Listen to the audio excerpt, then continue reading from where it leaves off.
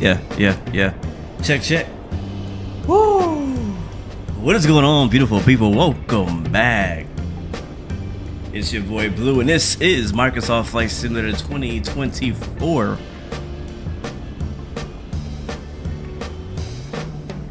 Yeah. Doc Vibe Check, welcome to the stream. JJ, welcome to the stream. Ronald James, welcome aboard. Good to see you, man. Cooper 1094, welcome back to the stream, man. Good to see you. Hope you guys having a great day, great week so far. Happy Friday night to you. I'm gonna be honest with you guys, I'm not sure how today's stream is gonna go. Yeah, I'm sipping on something nice right now. That's got me feeling some kind of way. If you want to know what it is, it's hot chocolate. It's hot chocolate. If one thing you may not know about me, my close friends know this. Every time we go to Denny's, I order a hot chocolate with extra whipped cream.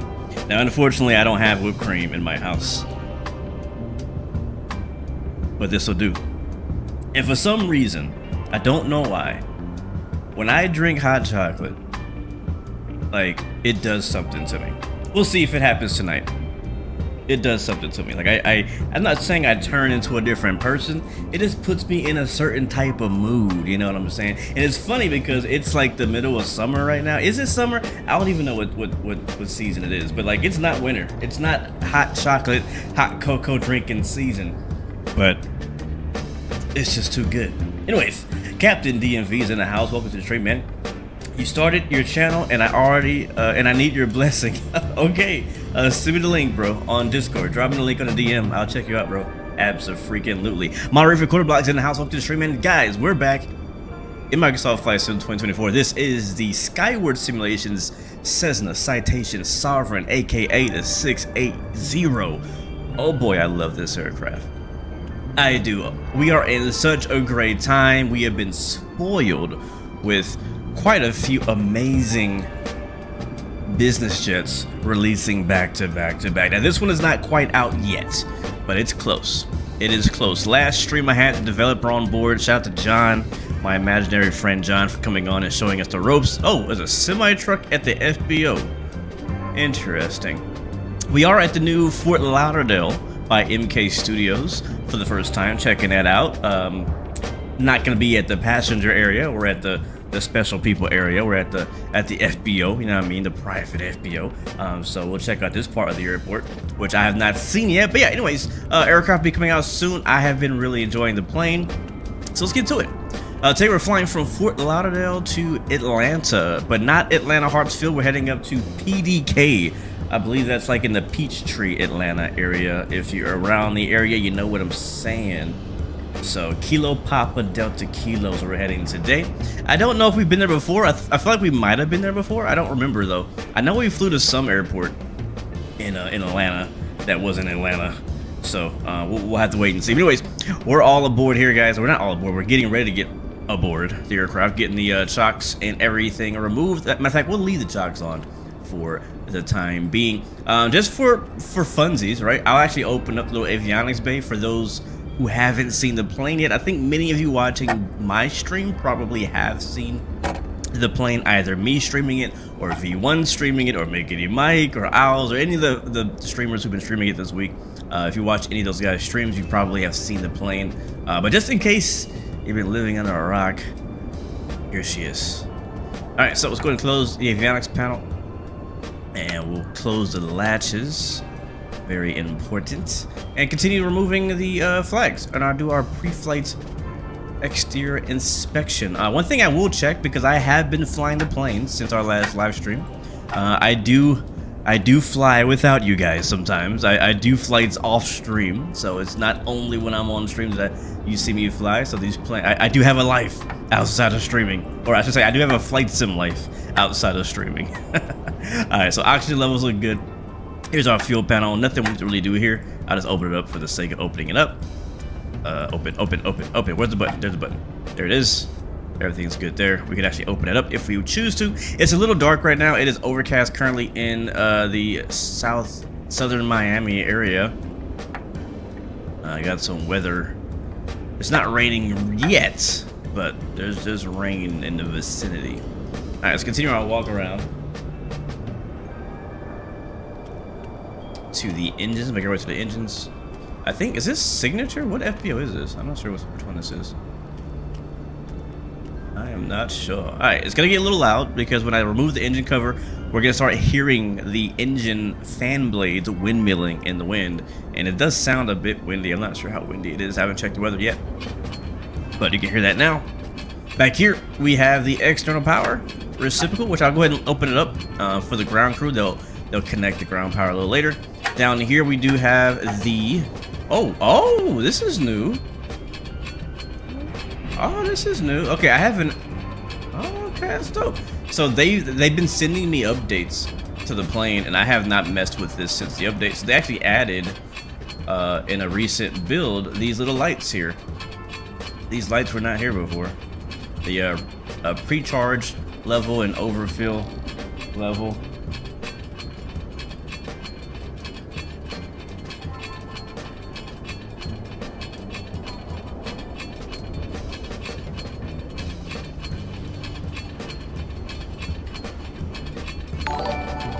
Uh-oh. Who that? Ja Bongo Fed is in the house. Welcome to the stream, man. Good to see you. Good to see you. Welcome aboard. Alright, alright. What else we got? We got the hydraulic ground service. Don't have to worry about that. Alright, let's continue around.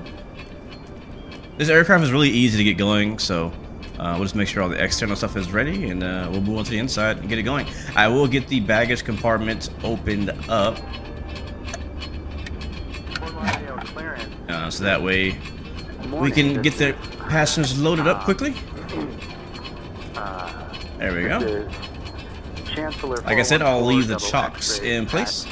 The FBO crew were nice enough to bring the aircraft to the covering. Alright. Give me 1 second for that clearance. What's up, Doc Holiday? Welcome to the stream, man. Good to see you. Hope you're having a great week, man. Hope you and your family having a great week, bro. Seriously. Astra Driver just flew out of Signature out of Opelika to Rhode Island in the Gulfstream. In real life, wasn't expecting to see you there too. That's nice, man. That's cool. Man, in the Gulfstream, bro. What a life. That's cool. That is so cool, man. That is so cool. So you went from Opelika to where do you say, Rhode Island? Which airport? In Rhode Island, if you don't mind me asking. Alright guys, we are in the flight deck. Let me know now if there's any issues with audio. I'll get the music turned down for now, because the sounds just playing are amazing. Shout out to Boris Audio Works. He did the sounds on his aircraft, so I have the sounds pumped up quite loud today. Hope you don't mind. What's up? Sorry, saying again, missed you for the first time. If you said what's up, yeah, what's up, Cooper? Good to see you. Oh, Providence, Rhode Island. Nice, nice, nice. Pretty cool. All right, so let's go and get our EFB. I like to do my EFB stuff first. So I want to go to the flight page. I'm going to import. Do I have a flight plan? Yeah, I do. Okay. Import my flight plan from SimBrief. There it is. Again, today's flight is from Fort Lauderdale to Kilo Papa Victor Delta. Is that right? No, Kilo Papa Delta Kilo, which I believe is DeKalb Peachtree, Atlanta. Weather is not looking great there. Limited IFR, potential rain. So we'll see what that looks like. Definitely going to be doing an instrument approach into there. All right, order services. Well, I already have that GPU door open like I did earlier. Everything else is good. Yep, go to ground. On this page, we will go ahead and actually connect the ground power unit. Oh, I forgot I could actually do that manually. We should, you know what? Hold on, I'm gonna do it. I'm gonna go back and do it manually. I like the way it sounds, so I'm gonna do it manually. We'll lay out the red carpet and wait for our passengers there. Oh, it's loud.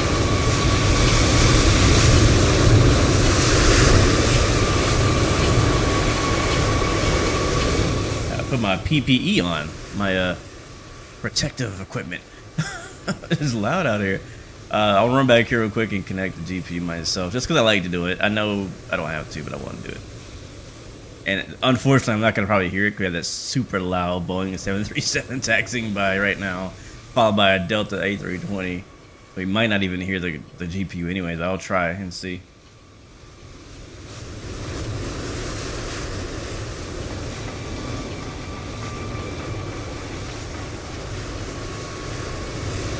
Yeah, you can't hear it. It's just there's too much noise out here. It's too loud. So it is what it is. All right, ground power unit is connected. Oxygen not needed. We got plenty of oxygen. Our hydraulic is good. The lab has already been serviced. Fuel truck, we'll call them out. That's fine, because we will need fuel. And then we'll have the passengers show up when they're ready to show up. As for payload, we will also go over here and hit send brief import.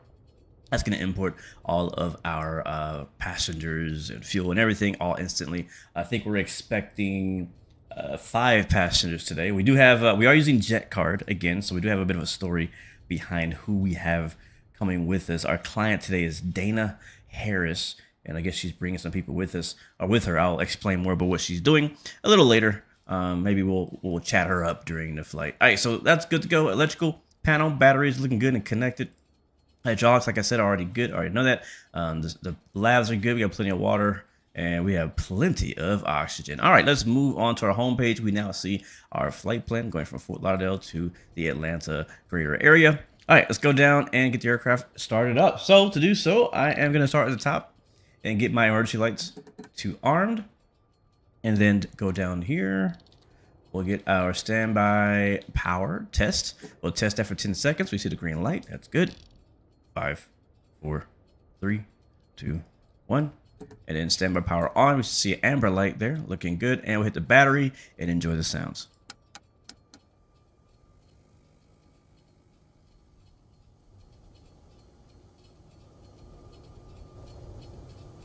I'm not sure if you actually heard it. Might have been too low. I turned the sound up in the middle, but it is all good. Can't wait to make it back home and do some VFR flights and Microsoft flights. It was beautiful up here. It is beautiful in Providence, especially actually, yeah. I think when I went, I think it was fall. It was really pretty in the fall up in Providence. Cool guy videos. Welcome to the stream, man. Good to see you. Hope you're doing well. You're struggling in DCS right now. Why are you struggling? Sent your link to my Discord channel. All right, sweet. I'll check you out, man, after the stream. Brandon Petty, welcome to the stream. Says, have a good flight. Doing you proud in the BBJ tonight. JetCard is the best thing ever. That's amazing, bro. That is a freaking amazing. I'm glad somebody's putting that 737 to use. Again, during the flight, we'll talk more about JetCard. And we'll talk more about our airline and our company and kind of like what's going on. A little bit of an update. This flight is going to be tracked by JetCard. So if you know what that is, if you know, you know. If you don't know, you'll know later on the stream. I'll explain. All right, so we got our battery on, standby battery on, external power on. We don't really need it because we go to APU, but I like to do it anyways. System test. Okay. I'll go back here to our APU and get the APU started. And we'll actually, you know what, before we start, let me get a camera view. You know what? We're not gonna hear anything outside, so I'm just gonna. It's just too loud. There's too many airliners taxiing around, and for some reason, the like the AI planes are ridiculously loud and you can't turn them down. I don't know why that is. Anyways, we're starting our APU right now. We should see if, yeah, actually it's not starting. Why is it not starting? Let's try it again. Click and hold that into the start position. We should see APU fire, but I am not. What did I do wrong? Do we have fuel? Let's go check that out. I know I've had an issue before if I don't have fuel in the aircraft, which we should. Yeah, 4,000 pounds. Let's go check here. Where's our fuel? Yeah, fuel is 4,600 pounds. So why is the APU not working?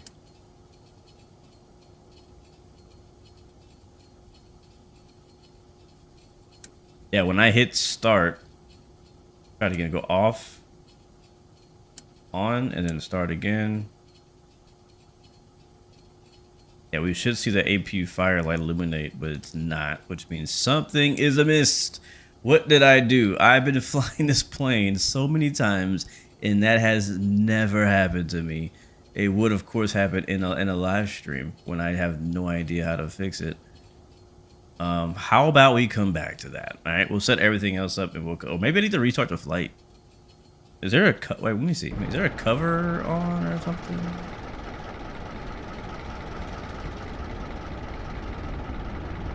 I've not done anything different.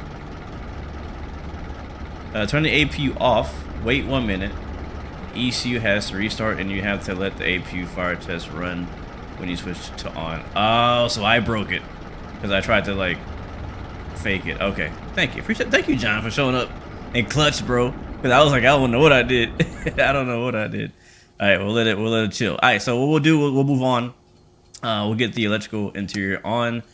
We have external power, so we can do that. We'll go to our Garmin here. Weight and fuel. Crew stores are 900 pounds. Payload, we have, I think, 5 passengers today. So, yep, 5 passengers.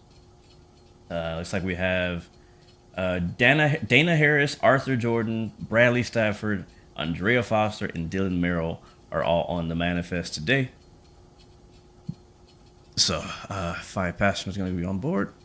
5, enter. Takeoff. Fuel on board. Let's go ahead and sync that. Beautiful. All right, don't need to worry about landing right now. We'll go next. And I'm going to go ahead and import my flight plan because I don't want to type it all in. I have nothing to prove. We'll go to services, ACARS, flight plan request.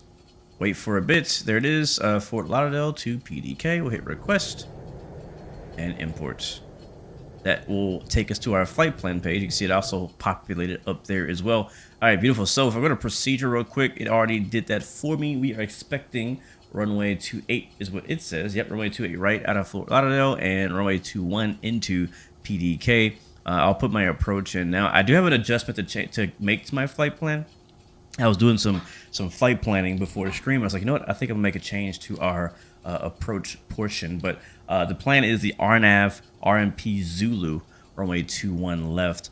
I'm still gonna most likely use the ILS 21 left frequency to help guide us in because it may be IFR. I think I'm planning for it to be IFR, but it's just a much easier route in if I use the RNAV Zulu in there. So we'll do that. It's going to be via WOMAC and load. And we'll fix this once we kind of get through the rest of this. All right, so that's good to go. Let's go back to the home page to initialization. We're going to take off data. And then we'll go to origin 28 right. Weather, we'll load the weather in. So 137 at 10 knots, not too bad. Temperature we can get from the RAT, which is 30 degrees Celsius. Next, we go to runway. We have 9,000 feet of runway available. If we go to our takeoff config page, we can have flaps 1, reverse is stowed. Probably no rolling takeoff for today. Takeoff data, though, shows that we only need 3,700 feet of runway, and we have 9,000, so we have plenty of runway. V1, 101, 111, 103, 180. I will accept those speeds. Now, if ATC gives us something different, we'll have to come back through here and redo this. All right, hit next. I will go ahead and run through all of our system tests by just clicking them and letting them run. There's a stick shaker.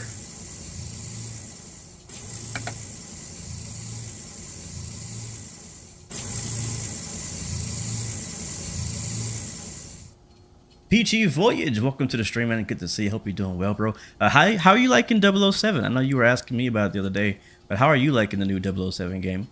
I know you've been playing Forza as well. KB1285, welcome aboard. Good to see you, bro. Yes, I can't wait for Flight Sim Expo either. I will be there. My schedule is getting busy. I'm gonna tell you right now. Left engine fire.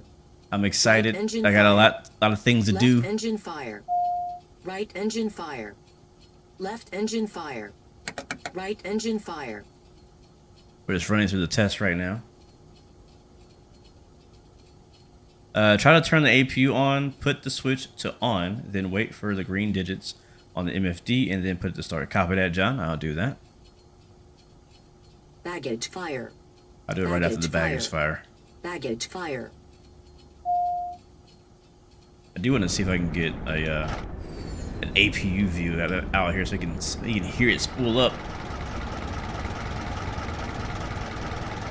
Oh man, I love this plane, John. Bro, serious. I'm serious, bro. When I say I love this plane is so nice. It's like the perfect size. It's not like large, but like, oh, it's dope. It's dope. It's really dope. All right. So, I'm gonna remove that fuel truck. We don't need that guy anymore. And we'll call it the Rolls. All right, bet. Cool. So let's get the APU going. So we'll go over here. Get an eye up here. We'll go to APU on.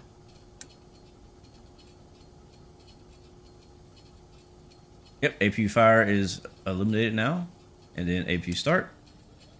And she's firing up.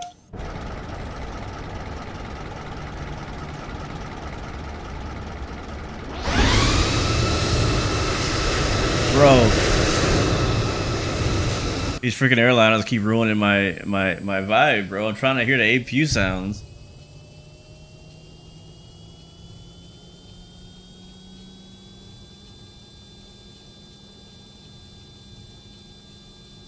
Do I need a camera operator at Flight Sim Expo? To be honest with you, bro. Yeah, I do. We're gonna talk. I was actually thinking about reaching out to you anyways about that. I don't know what my plans are officially yet for like my own content, but I think it would be, because of how busy my schedule is gonna be at Expo, it would be helpful if I am not the one in charge of recording things. You know what I mean? All right, APU is on. APU bleed air. Max Cool coming on. Thank you, John, coming in clutch with the help there on getting the APU fixed. It wasn't broken. I was rushing it. That's really what it was. All right, so we'll do our CVR test while we're back here. Click and hold that for 5 seconds. We'll see a green light come up. There it is. We'll also let me check my annunciators. Yeah, park and brake low pressure is there, which means I learned this from John. If I come over here to my auxiliary hydraulic pump, turn that on, it does have a sound. All I gotta do is just tap my toe brakes, and that's it. Good. We'll go ahead and turn it back off. Simple as that. All right, let's continue back to our Garmin. We were on the annunciator test now, which is gonna kind of get all our lights turned on. Once that's done, we'll go to our overspeed test. I think we can like skip through that one, right? Yeah, there's overspeed. And then we have the HF1 and HF2 test to do. And then we'll be done with that.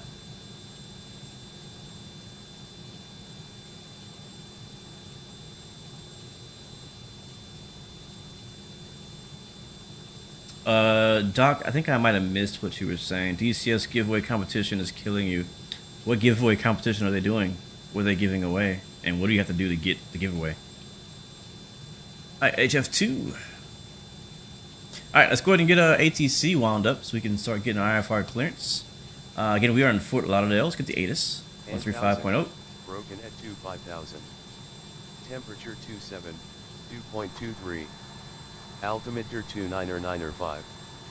Density altitude 1400 feet. I've been flying in Europe for the first time in a long time, in the Sovereign actually, and so my barometric is still in European. It's in HPA, so I gotta change it back.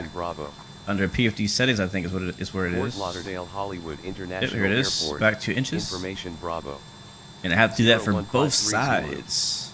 Arriving and departing runways 10 PFD left, settings. 10 right. Wind 230 at 4. And inches. Visibility 10. There we go. Few at 2200. Alright, what was it altimeter again? 6500. Broken at 10,000. 2905. Broken at 25,000. Temperature 27, 2.23. Altimeter 29905. Yep, 295. Density altitude 1400 feet. Advise on course heading, altitude, and if flight following is requested. Read back all runway and hold short instructions. Advise on initial contact. You have information Bravo. Alright, in it, we'll accept our initialization. We have information Hollywood Bravo. Airport. Information yeah, we'll go over to clearance 128.4. And we'll get our IFR here in just a second. We're done with our Garmin initialization, though, for the time being. I'm going to open up my flight plan page because I want to make some adjustments to that, but I'm going to wait till we get our official IFR clearance before I do so. Something else I want to put up. I want to pull up my systems on this screen, my summary. There we go. All right, let's go to call for IFR to Atlanta. Was it Bravo? Yeah, Bravo. Fort Lauderdale clearance, citation 116 Bravo, IFR to Atlanta Peachtree with Bravo.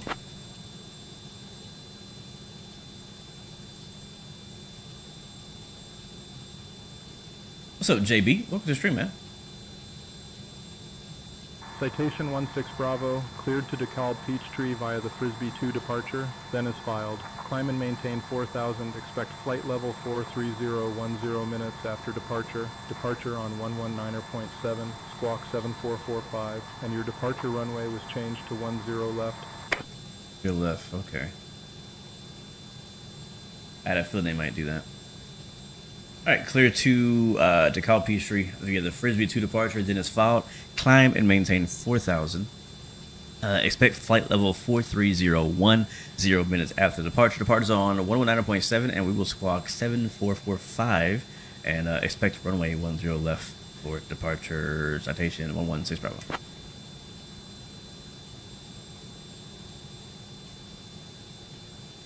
Citation 16 Bravo, read back correct. Contact ground on 121.4 when ready. Alright, so 10 left is what they gave us, so we'll go ahead and make that change here. And fortunately, fortunately, the arrival allows us to not have to change that. We can still fly to Frisbee 2. Yeah, from the other direction. Hey folks, welcome aboard. Nice. I'm Juniper, and I'll be looking after you today. Up front today are Captain Blue and First Officer. Please find your seats comfortably and stow any hand luggage securely nearby. If you need anything at all, just let me know. I'm here to help make your trip smooth and enjoyable.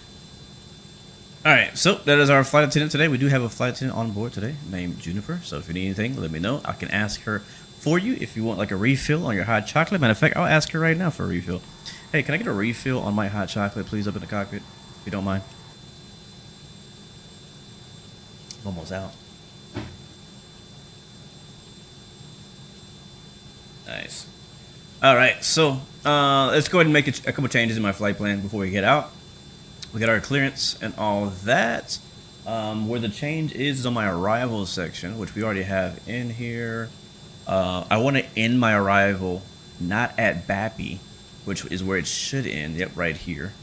I want to end it at Cater, not Cater, Cater. That's a place. Decatur. Decatur where it's greater. All right, so let's see. I'm gonna remove that. Bro, I used to be such a huge Lloyd fan. Anybody know Lloyd, the singer from Atlanta? When I was like younger, bro, like he was like my favorite singer.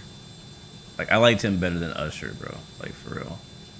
What is decline? I don't want that either. Like I can listen to him now. That's how much I like him. I think can I get rid of the manual sequence? Will that direct me to Womack?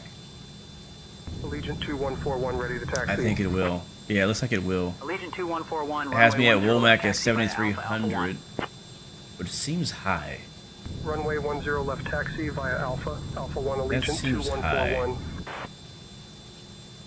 Womack. Yeah, I think we want to be at like looks like 3,200 minimum at Womack. So let's go ahead and change this to be 3,200. Enter. Type is at. So we'll hit enter on that. Cool. So that's going to fix our top of descent and all that. Very important when you mess with the Garmin. If you make changes to things like that, make sure that you have the right altitudes or else you will not get an accurate top of descent. Other than that, I think that's really... Oh. I appreciate that. Oh, yeah. All right. So we're good here. I'm happy with this. Let's go home. And let's get out of here. All right, so let's get the engine started up. Let's get cleaned up and get started up. So all we need to do now, we have the APU going. Let's go down here and get the external power turned off. So that's now avail. I'll go to services and let them know, hey, you can go ahead and disconnect everything. And we'll go ahead and remove the red carpet. We'll clear out the Rolls Royce. Ground power unit will be disconnected. Wheel chocks. I have the brakes on, so they can remove the wheel chocks. That's fine. I'm okay with that, and they can go ahead and remove or close the GPU access door if they don't mind. And what I'm gonna do, I'm gonna go back and shut the door. I like doing this, man. Like, I don't know. I like doing things manually in flight sim. It's just more immersive to me. Getting to kind of like open and close doors, connect hoses, things like that. Man, it sounds so good too. All right, open, secure it. Beautiful. All right, Juniper, we're all secured and ready to go. Door is shut. All right, so let's do a couple things before we get started. We'll go to our trim and set our trim. It's around 3.0. Runway 10 right taxi via Alpha Quebec. All right, trim is set. Right, Skylane 7 Alpha Golf. What's up, Dom Juan? Welcome to the stream, man. Good to see you, bro. Good to see you. Good to see you. James Johnson's in the house as well. Welcome to the stream, bro. She's killing me. Was my Jack? Welcome to the stream, man. What time zone am I in? To me, you start streaming at 10 p.m. It is 9, so I'm only 1 hour ahead of you or behind you. All right, so that's good. We got the trim set. All the other trim, the aileron trim, rotor trim is centered. We got our ATC clearance. Our radios are set up. We're on ground right now. Transponder is set for 7445. Brakes are set. Chocks have been removed. Doors been closed. Passenger briefing. We'll do that later, I guess. Passenger seatbelt signs and pass safety gonna come on. Tail flood's gonna come on. Other than that, everything else will stay in the off position. Beacon light is automatic, which is pretty cool. And we'll also get the APU bleed air and max cool off. And starting engine number 2. Engage. Looking for 9%, chat. 9% here on the N2 right there. We're at 5. Can I get 6? There's 6. Can I get 8? There it is. And then here comes 9. Uncover that. Start. Let's go outside and take a listen.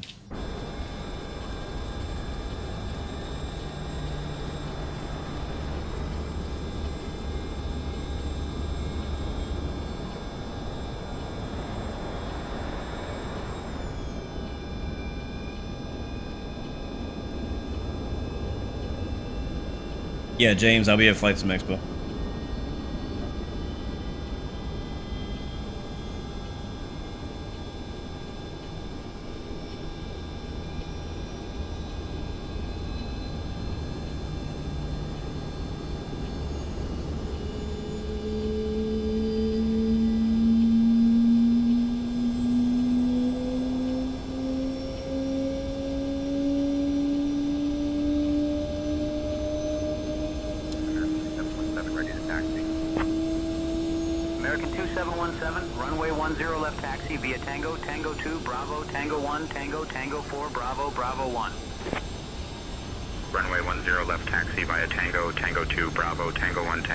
Yeah, sounds are American 2717. Sounds are peak. JP Twin, appreciate you, man. Says I don't get to come often, but thank you for showing up. All right, so we got a good engine start on engine 2. We'll start engine 1 and we'll listen from the inside view this time around. So we'll go to starter 1, spinning them up. That's just a signal to the ground crew that we're spinning up engine 1. Engine 2 is rising. Ready to taxi. Notice how the right electrical emer light is on and bus tie is closed. Hold short of runway 28 right. There's 9%. Uncover. Runway 10 Run. right, Cover. Alpha Quebec. Hold short of runway 28 right. Diamond 7 Sierra Foxtrot.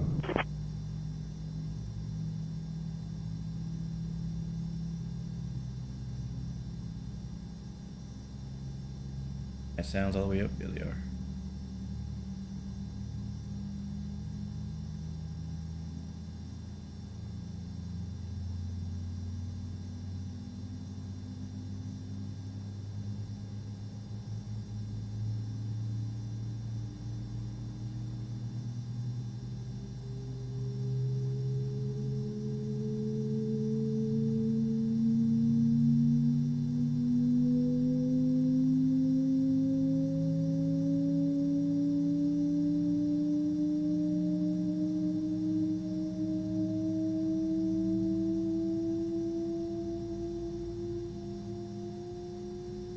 Yeah, we were just talking about that. I was talking to somebody about that, about the potential for a high fidelity citation longitude. Yeah, I mean, I guess I wouldn't be against it. It's a good plane. Good plane. All right, so we're good there. Now that we have both engines on, we can actually go ahead and turn both. Turn APU off. We don't need it anymore. We got our controls set to unlock, and then we'll do a flight control check here.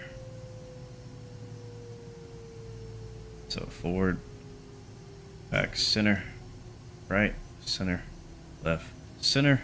Check our rudder pedals, and which are actually not doing anything at the moment. Are those turned on?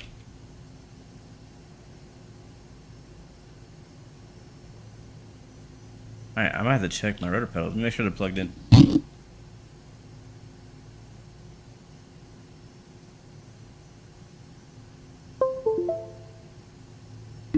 And they weren't. This is why we do flight control checks. Even in flight sim. Because my rudder pedals were not connected, which would have been a bad day for us.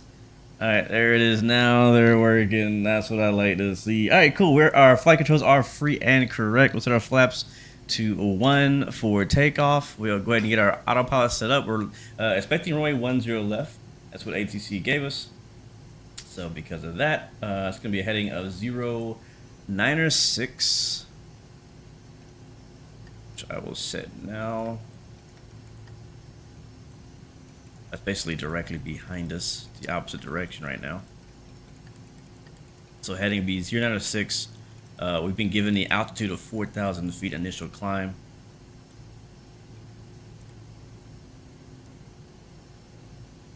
Right, there it is, 096 is in there. Next up, we'll go ahead and press the toga button. There we go. Transponder is good. Taxi light's gonna come to on. And we are ready to taxi. Switch this over to my airport page. Not that I can see it very well anyways.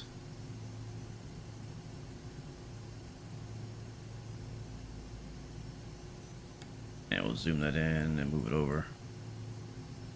Oh, 10 left is right there. Oh, this gonna be a nice short taxi. Nice. Very nice.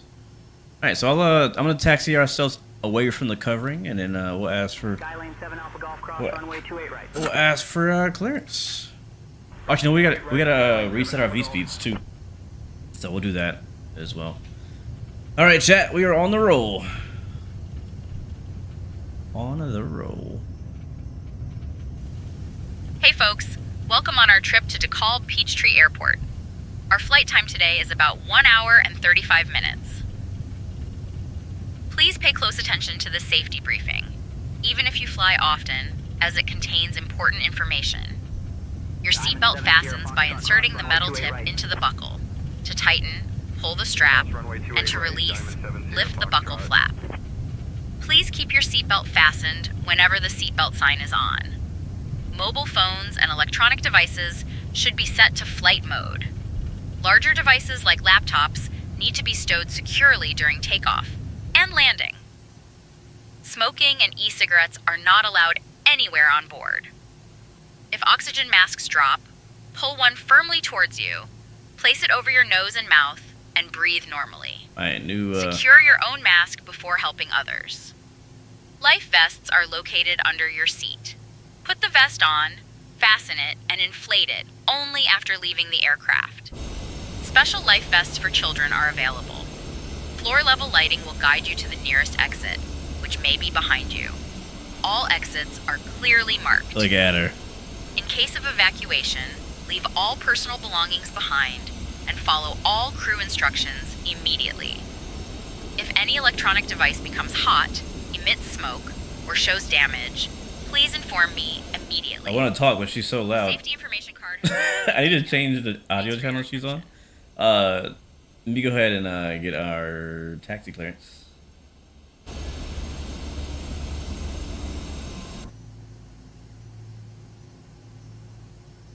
Where are we at? We're at I guess it would be the West FBO.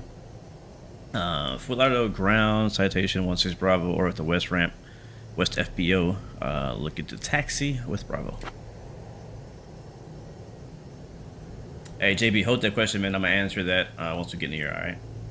No November 116 Bravo, Fort Lauderdale ground. Runway 10 left taxi via Charlie 3, Bravo, Bravo 1. Alright, 10 left via Charlie 3, Bravo, Bravo 1, citation 16 Bravo. Alright, let's go. Charlie 3, Bravo, Bravo 1. Okay, it's just right up ahead of us. Just right up ahead. Checking to the right as we come past the non-movement line. That line basically means that you can move your aircraft around freely without talking to anybody. Allegiant 199.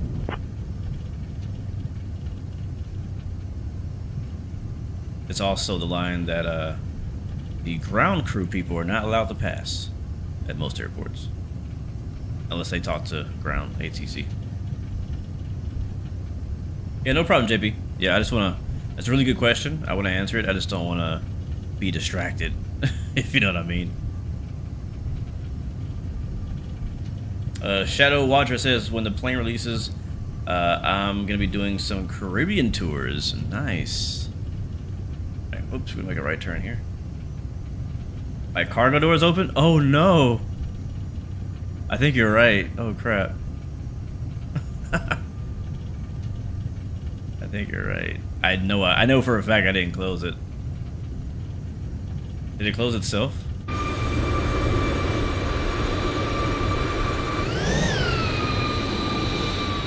Yeah, it did. It closed itself. It's closed. I know I didn't close it, but it got closed somehow. I'm not sure who ran back there and closed it, but I didn't do it.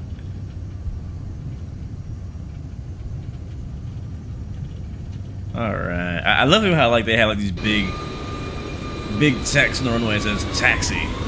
Don't land here. We have a classic 737 American behind us. Alright, let's get ready to get out of here. Do a couple final things. Let's get our pitot statics on. Left and right. Allegiant 199er ready to taxi. And let's get over to Allegiant tower. 199er, runway 119.3. Fort Lauderdale Tower, citation 16 Bravo, hold it short 10 left, ready for departure. Approaching runway 10 left.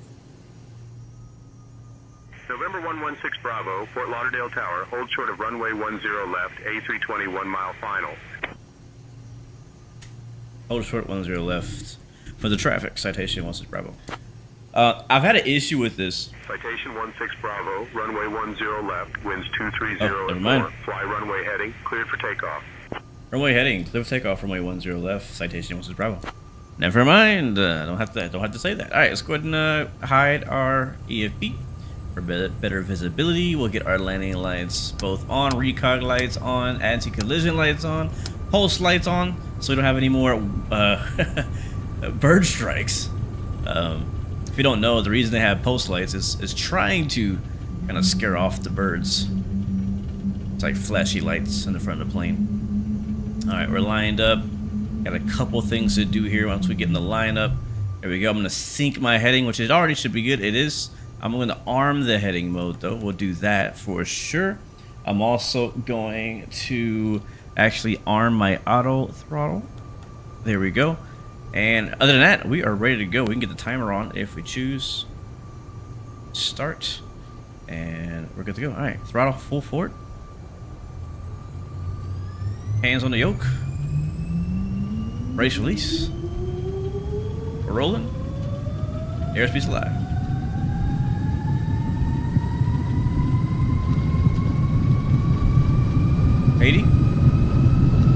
V1 rotates. And she comes up very nicely. I see a positive right here comes a gear. Alright, trimming down. Trimming down.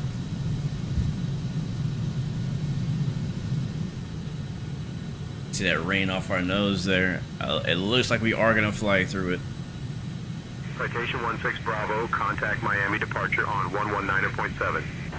Over to departure, citation 16 Bravo.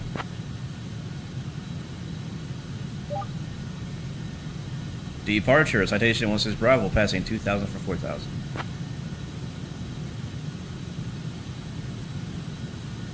November 116 Bravo. Alright, Yacht Emperor. Nav. Flight level change. Autopilot. They just gave me 10,000. Climb, maintain 10,000. Turn left 070. Vectors to elbow. Then on course, Citation 16 Bravo. So, alright. Altitude. Alright, so it did stop at 4,000. I'm gonna hit flight level change again. That will continue our climb to 10,000, which is the newly approved altitude. We're on nav already, and it looks like we are approaching elbow now. So we're already on elbow. We're climbing via SID. Departure Skylane 7 Alpha Golf. Flaps coming up. 4,000. Skylane 7 Alpha Golf radar. Can you guys see my yoke? You can't see my yoke. It's going crazy right now. We're getting some turbulence through this cloud layer. Climbing 5,000 Skylane 7 Alpha Golf. Citation 16 Bravo. Climb and maintain flight level 250. Climb, maintain flight level 250. Citation 16 Bravo. Oh, this is cool. Alright, up to 10K. Let me change that to thousands. Or 25, I think. Can't see much. Anything. Got a little bit of precipitation on the window, just a little bit. Here comes 10,000 feet. Yeah, oh, there it is. There's a breakout. Sick. Alright, lights coming off. Oh man, this is why I like flight sim. Dear guests, Departures like this. you may now use approved electronic devices in flight mode. I will begin cabin service shortly to ensure your comfort throughout the flight.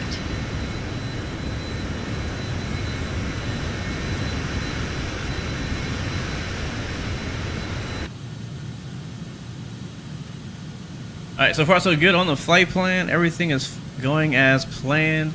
Aircraft is following the departure routing. Diamond 7 Sierra Foxtrot radar contact VFR altitudes. This weather's not going to last long. It's kind of just off the coast of Florida. Once we get a bit inland, we'll get pretty much clear skies most likely until we get to Georgia again. This is gorgeous, man.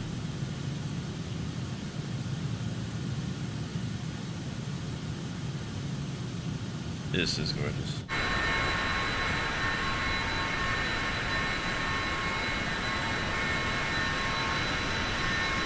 Citation 16 Bravo, contact Miami Center on 132.15. 3215, Citation 16 Bravo.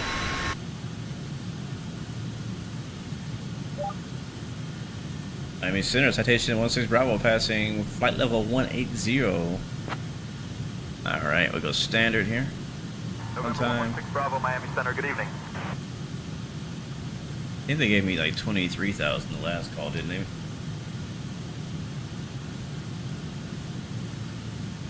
$250.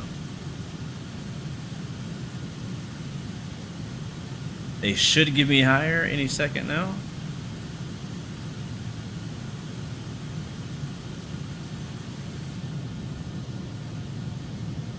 Man, that's nice.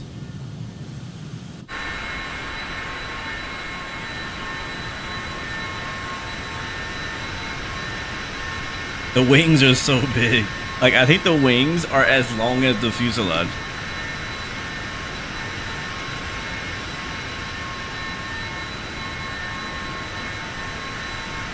I think they are. Alright, there's 21,000 feet.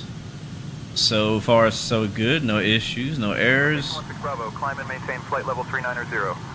Up to flight level 390, Citation 16 Bravo. Our final cruise is 45, but they're giving us 39 for now. Kind of stepping us up to our cruise altitude.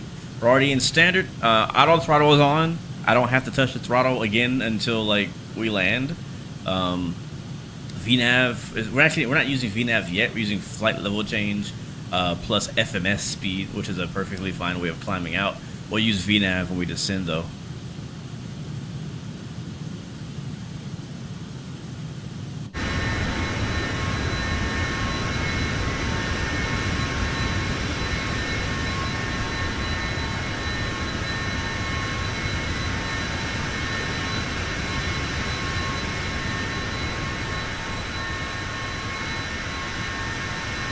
Yeah, that's true. It's almost like a delta wing, right? Like the way the wing is shaped. In fact, I think it is a delta wing. There is like no sweep at all. I mean, the front obviously comes back, but like there's like no, like it's straight across. And when you land, the flaps are gigantic, which I think is why it feels so nice to land. It's so stable at slow speeds. But yeah, I never noticed how just straight across those wings are. I guess most business jets are. Miami Center on 135.6. That's a screenshot right there. 135.6, American 897, see ya. Got it. The sweep is like almost half of the longitude. It is though. 16 Bravo, climb and maintain flight level 430. Up to flight level 430 citation 16 Bravo. Alright, I'm just gonna set my altitude to like our actual cruise of 45,000 feet because I know he's gonna give it to us pretty soon. We can zoom our screen out. You can see the entire map. So there's a little bit of weather off the east coast of Florida, and there's also some up near Orlando, it looks like, as well. I think I can move this screen. Just a heads up, Flight level we're 240. deviating from the route to Elbow. Southwest Cross-track 1947, error radar is about contact. 6 miles. Oh, that's the other one. What is she talking about? I don't know. She said we were deviating from the route. I'm like, no, we're not. We're good. I don't know what you're talking about, but we are on course. We're I'm on course and climbing to flight level 430 as instructed. Yes, we are. Thank you. Thank you for pointing out the obvious. Contact Jacksonville Center on That's my 134.85. flight attendant, but no, sorry, that's my my co-pilot, by the way, talking to me. I'm not sure why she thought to tell me that, but she did. Yeah, definitely interesting design choices. I always kind of wonder, like, I mean, imagine the guys who actually design these planes and have to, I don't know, like, I was thinking about the other day, just imagine just starting with a clean sheet of paper and you have to design a plane that people are going to fly in real life. Flight level 240. Like, I don't know. Southwest 3801, radar contact. Some very smart people have to figure that stuff out.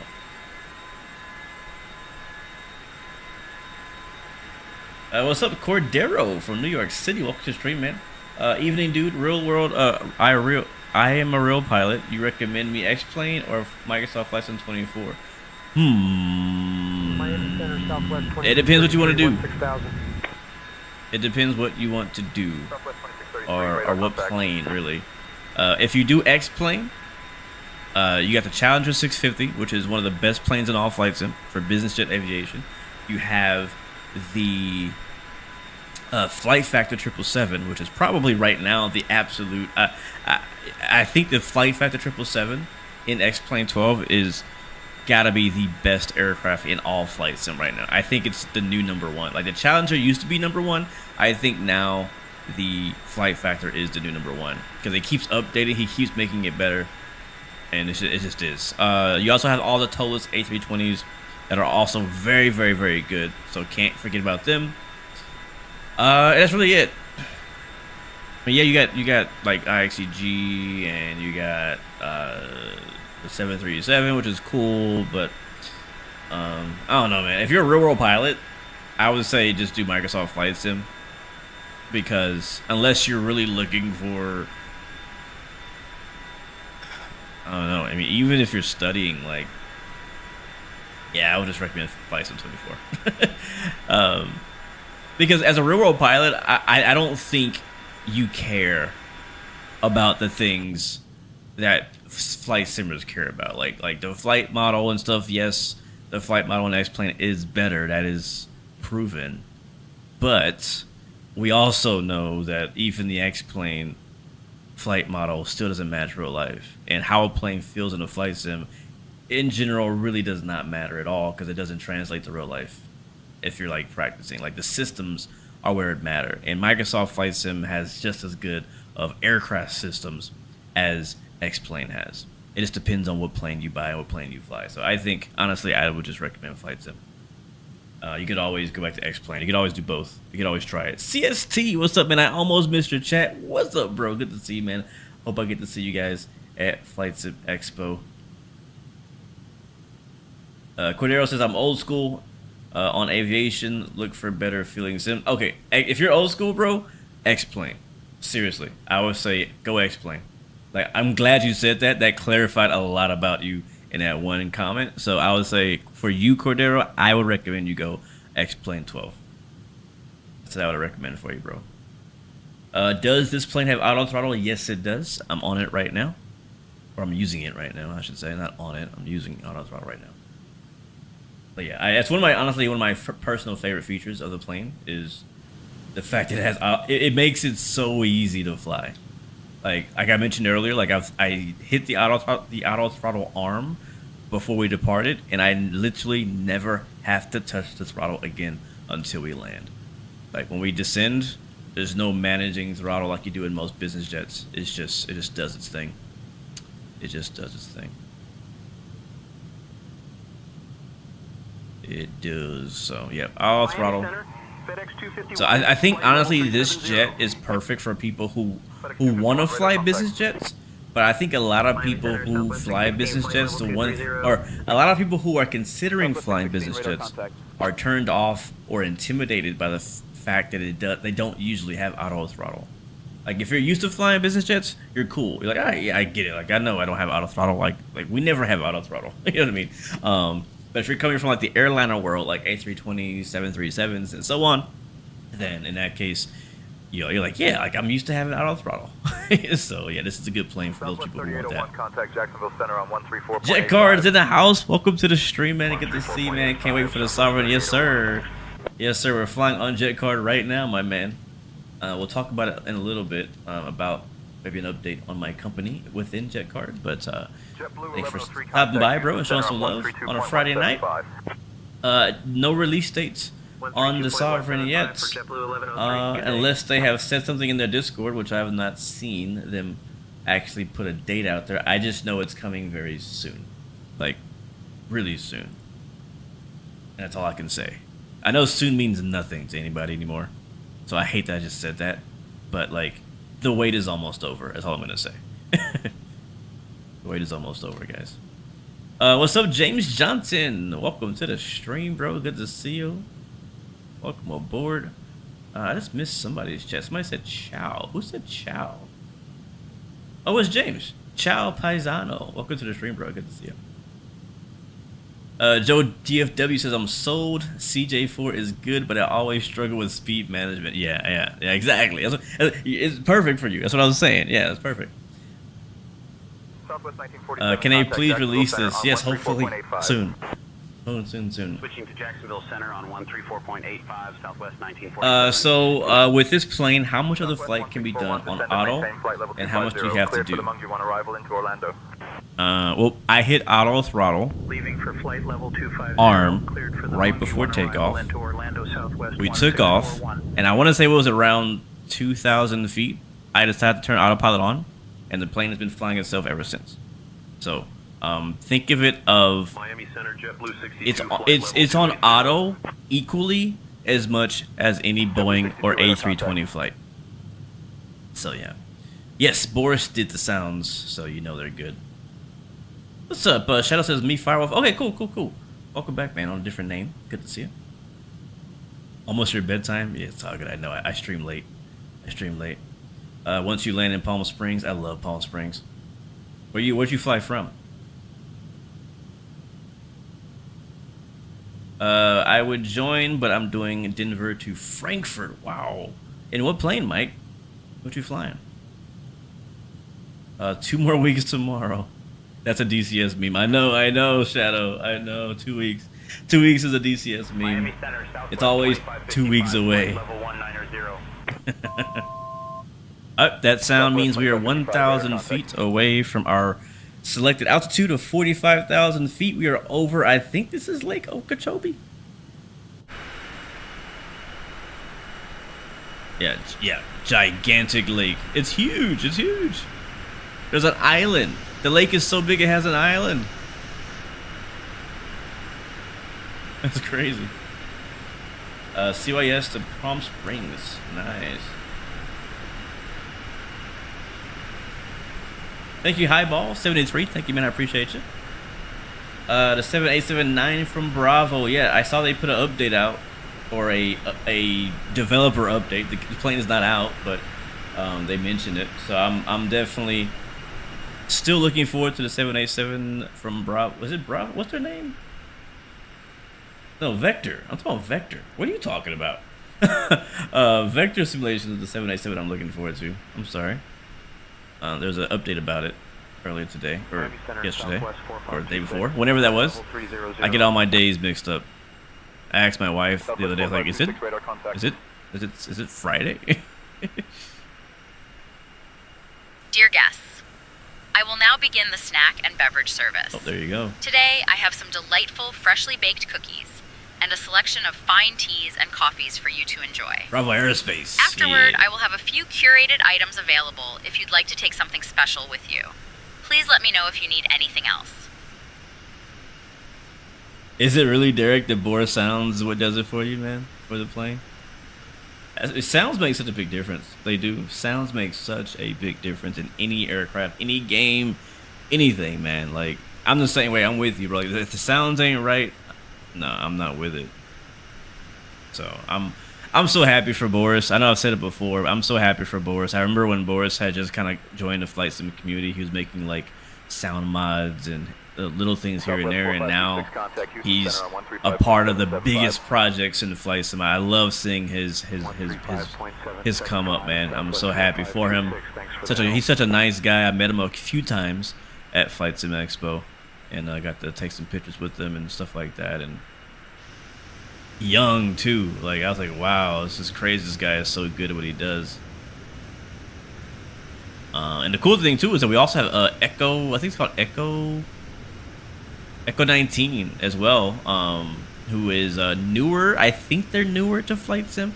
I know they have some DCS projects they've done in the past, and they're also getting contracted to do a lot of aircraft projects, and I think they're really good. I sometimes I wonder if the aircraft projects they've done have really allowed them to showcase how good they are. I think that sometimes these sound guys are limited by the project lead, if that makes sense. Like, for example, like Skyline Simulations, which is the ones who made this plane, like they can be like, hey Boris, can you turn this down, or can you make this, you know what I mean? Like, they can like Boris has the raw audio that he's recorded, but then the project leader or the lead developer of the whole plane can then say, hey, that's too loud, you know, and then kind of taint it from there if they don't just let the sound engineer do what sound engineers do. So I wonder if that's what's happening, not just with Boris, but with some of the other sound people within the flight sim community on some of these projects. I don't know. That's what I kind of think, though. Shadow Watcher says, I think the sounds alone pushed me over the edge to get it when it releases. Yeah, the APU sounds amazing. It's loud. I've not personally seen a Sovereign in real life in person, but from what I hear from people who have been around Sovereigns is that the APU is crazy loud, and the engine start is also extremely noticeable as well. And from what I hear, people say it's just right. That's kind of how I'm going to feel when we finally get the A220 from Synaptic Simulations, which is supposed to be previewed at Flight Sim Expo as well. I used to work on the ramp right next to an A220. I didn't work with it or on it, unfortunately. Actually, I think I got on it one time to clean it. The guys asked for help, like, hey, can you help me clean this plane? And I went and helped clean the inside of the A220, but that was it. That's like the only time I really got to touch it. But I got to work next to it every day, and I always stopped what I was doing to see the pushback and engine start. And the engine start sound of the A220 always really stood out to me. And if they don't get that right, JetBlue 16906 come contact on. Houston They got to. That's the one thing that's cool. At Don184 donated $5 through Super Chat. Hey, just wanted to say thank you for your videos as I'm going through a very tough time right now. You and 2 other creators make the days okay. Miami Center, Southwest. Bro, Don Juan, first of all, man, I should be donating 5 to you, but thank you, man, so much for the Super Chat donation and the kind words as well, man. Whatever you're going through, man, I just want to let you know it's temporary, all right? It's temporary. I don't know what you're going through. I can't say I can relate. I can't say that I've been through it myself. You know what I mean? I'm not here to make what you're going through sound like it's irrelevant or small. I know that we all are going through hard times in our own way, right? And this here at Flight Sim Gaming is a way to escape that, right? On a daily basis or weekly basis or however often we get to do it, right? It's like an escape. So hopefully, man, you can escape with me when we stream, when you play these games. And thank you, man, for allowing me to be a part of your life. I appreciate that.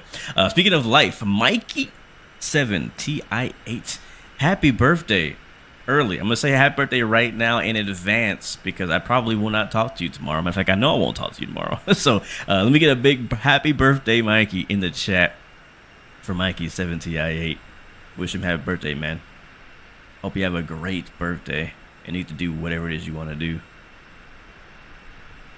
Derek Johnson says, I'm a sucker for Boris sound packs. If it doesn't sound right, I don't want it. I use his sounds in my PMDG planes, CRJ, also the 172 sound pack. They are all amazing. Yes, I agree. I agree. Bring the music back, man. I was digging that vibe at the beginning of the stream, man. I was really digging it. Yeah, let's go. Let me get another hot cocoa on me. Hey, let me get another hot cocoa refill if you don't mind.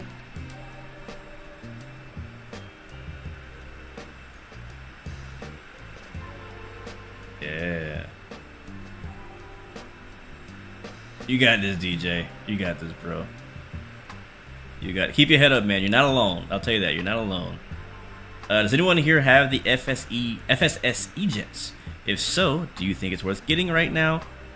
Or wait for sale? Ooh, great question, Derek. Chat. Send it. Let them know. What do you think? Do you have the... Is it Flight Sim Studios, I think? Yeah, FSS E-Jet. Do you think it's worth it? Should he buy it now? Should he wait? I honestly don't have a lot of opinion on it because I don't have it. I didn't buy it. I don't fly it. I don't know much about it. So I'm not going to say don't buy it because it's not my place to do so. I've heard things, but I have no first-hand experience or say in the matter of that plane. All right, we are at cruise. We get the passenger safety lights off. Switching to Houston Center on 132.175, JetBlue 1103. We are cruising. See if we get a top of descent here. So our top of descent is showing 40 minutes. 40 minutes out from top of Drizop. We'll be flying over a little bit more weather in the Daytona area, but nothing for us to worry about because we are above it. Nice. For standard barrel, auto throttle is doing its thing. Again, the plane is just so easy to fly, man. It's just so easy. There's little to no management on the throttle side, which is usually the thing that scares people away from flying business jets. I think the longitude. I think the longitude also has auto throttle, if I remember correctly. I believe it does. 16 Bravo, please expedite your descent to flight level 430. Gramps Aviation says wait on that FSS.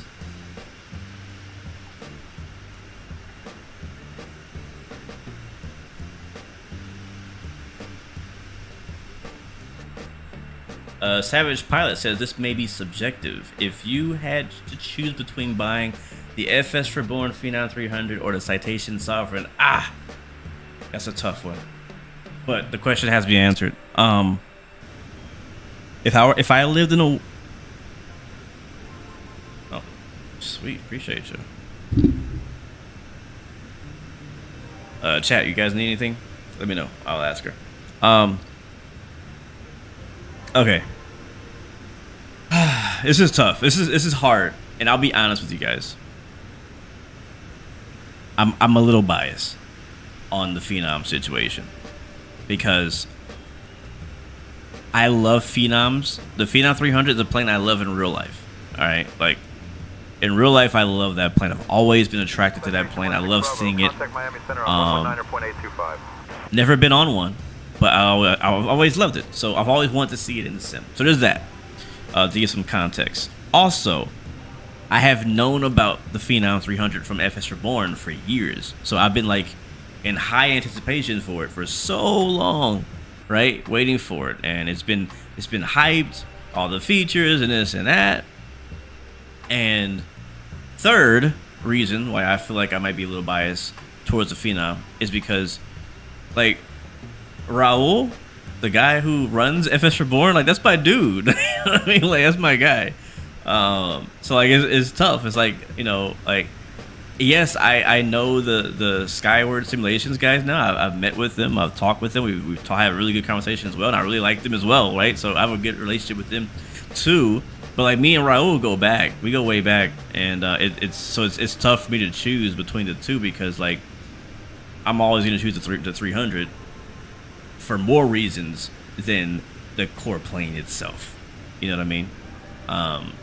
It's not like an advertiser bias. It's more of just like a, hey, this is a friend of the channel and I support him kind of bias. You know what I mean? And I have to be honest about that. That's my bias. That being said, though, if I try to take all that out of my head and I have to choose like fresh, just plain versus plain, no history, I don't know any developer,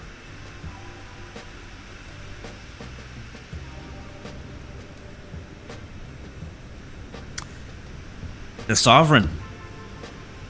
I hate that I say that, but yeah, I would personally probably pick the Sovereign over the Phenom if I had to pick one. In all honesty, what I would tell you right now today is that I would recommend you get both. If you can afford it, if you're in a place in life where you can get two planes, I'd recommend, if you are a person who loves business aviation and business jets, neither of these planes should be skipped. You need to have both of these in your hangar, because although they both have G3000 similar avionics packages, they're two very different missions. The Phenom is more for shorter flights. You can fly longer flights with the Phenom, but in most cases you're not. The Sovereign can take you much farther distances. It's a larger aircraft, fits more people. You know what I mean? It's just different. It's just different. But yeah, I'd recommend both if you're gonna buy them. But if I had my own personal opinion, if I had to pick only one, I would probably pick the Sovereign. Why would I pick the Sovereign? I'd probably pick the Sovereign because it's easier and I'm lazy. You know what I mean? Like, this is nothing against Raul. Again, I'm taking all the personal stuff out of this. It's just the jet. It's not that the execution of the jet is wrong. The Phenom genuinely does not have auto throttle. The real life Phenom has no auto throttle.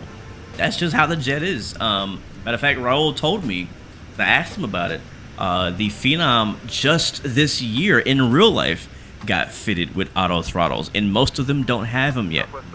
So maybe in the future, we'll see. There's no promise. He didn't tell me he was going to do it. I'm just saying maybe he'll update it later to add auto throttle, but right now it doesn't have it. So the reason I picked the Sovereign is because the distance that I can fly with it, I can still land at very small airports. I just like how it looks visually. The sounds are amazing. I love the avionics. Very good on the avionics. And auto throttle. Like, auto throttle is a big freaking deal. The ease of use of not having to worry about your throttle management on a business jet flight is hard to beat.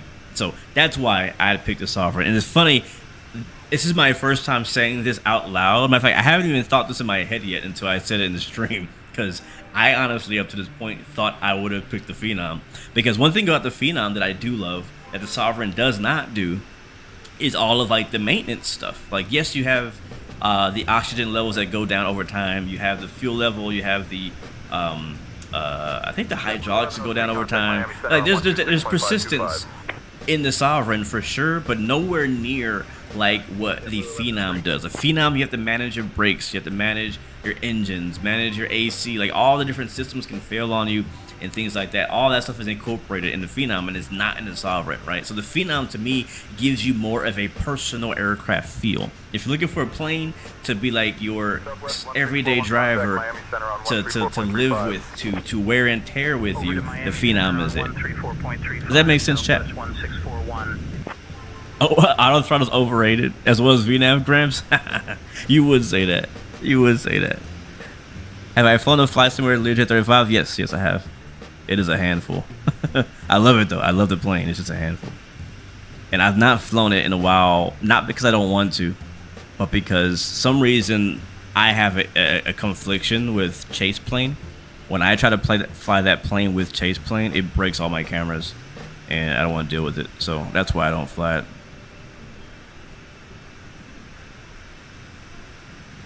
Phenom has a FADEC, which does pretty much everything except for descent. Yeah, and honestly, the Phenom is not that hard to fly. Like, the detents for like climb and cruise and all that. Like you don't have to do much management with the throttle either on the Phenom. Like for an aircraft that doesn't have auto throttle, the throttle is really not an issue. At least not for me.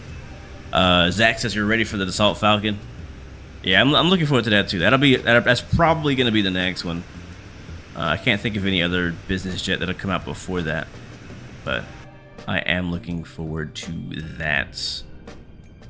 That one's gonna be a handful too. I'm just gonna warn you right now. The Falcon is gonna be a very different experience than the Phenom and the Sovereign. From what you saw, Raul will add auto throttle once enough in real life data of it is available. Nice, Shadow. Good to know. Good evening, Grumpy Gamer. Welcome to Freeman. Good to see you. Hope you're doing well. The flight sim where Lear is the absolute best business jet in Microsoft Flight Sim. The last thing you said, I understand why you say that. Because you just said that auto throttle is overrated. You just said VNAV is overrated, and then you said that the Learjet is the best jet in all Microsoft Flight Sim. And if you look at the Learjet, it is like the most manual business jet in all of Flight Sim. It's like it's like a Cessna. I think it's like a super fast Cessna with steam gauges. Now, don't get me wrong. I'm not saying it's a bad plane. I love the plane. Great plane. I'm just saying it's the complete opposite to the Sovereign. It's all manual. You weren't nuts about the 680, but you're stoked for this. That's good, though. That's good. That's good. The Lear keeps you on your toes at all times. And that's what's fun about it, right? When you have every plane, in my opinion, kind of has different things that kind of bring you that satisfaction. Bravo. Contact Jacksonville Center on 134.85. I'm completely ignoring ATC right now. Over at 134.85, Citation 16 Bravo. I think I'm gonna pass on the ATC to my co-pilot, so I don't have to worry about it for a while. We're 29 minutes out though, so we're good. We're still chilling. We're still chilling. Center, Citation 16 Bravo, flight level 450. Doom says Lear is the best too. Bravo, Jacksonville Center. Good evening. Let me tell my co-pilot to handle the radio. Hey, can you take over the radios? Chinook, what's up, man? Good to see you. Hello. Sure, I'll take over the radios. I think the Falcon 50 will be pretty similar to that. Yes, I would say that. Yeah, I would say expect the same amount of hands-on, on your toes feeling that you get from the Learjet in the Falcon 50. If you like the Learjet, you're gonna love the Falcon 50. You just flew a Lear 35 in JetCard. Oh, nice, nice. Like if I want to chill, I'll fly the Honda jet. If I want to work, I fly the Lear. Yes, exactly. And I guess that's my point. The reason why I kind of came to picking the Sovereign was because there's time. I'm in a time in my life right now where in flight sim, I don't need more work to do. You know, like a lot of times I will set up a flight in flight sim and I won't even be here for most of it. I'm in the house taking care of the family. You know, I'm working on my laptop. You know what I mean? Like, I'm not actively monitoring every second of the flight. And having auto throttle, having a competent autopilot that has VNAV and descends on its own and all those things, right? Like the plane basically flying itself, it matters to me. Now, there are other times, usually when I'm streaming, or if I'm just in the mood where I'm like, yo, I want like the freaking hardcore experience. I want the Learjet 35.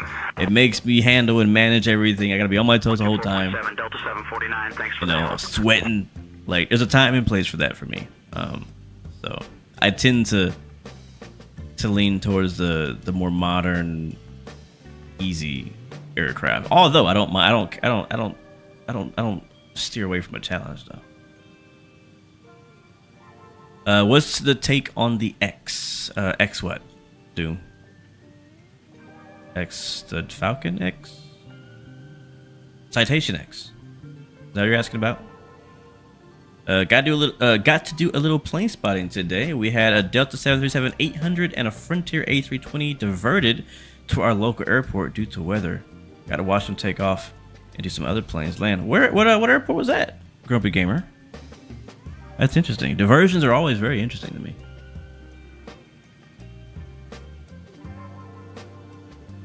Citation 10. Still love the Citation 10. Still love the Citation 10. I don't take back anything I ever said about that plane. It was my favorite plane until this came out. No, actually, it was my favorite plane before until the Phenom and this came out. It's now one of my preferred aircraft. It's not my top anymore. That's for sure. Radar contact. Still a good plane though. I still recommend it. Ogden, Utah. Yeah, that is actually interesting to see a Delta and a Frontier land in Ogden. So that's pretty special. Had a bad storm front come in and a dust storm too. Oh yeah, that's nasty. That's nasty. Look at that turbulence we're getting. Getting pushed around a little bit. So before I forget, I said that I would give you guys an update on JetCard. So if you guys don't know what JetCard is is, you can go to, what's the website? I don't think it's in the description. Is it Fly JetCard or something like that? Yeah, flyjetcard.io. I'll drop the link in the description. Not description, in the chat, sorry. It is a payware. What's the best way to explain it? It's like a payware career mode add-on thing.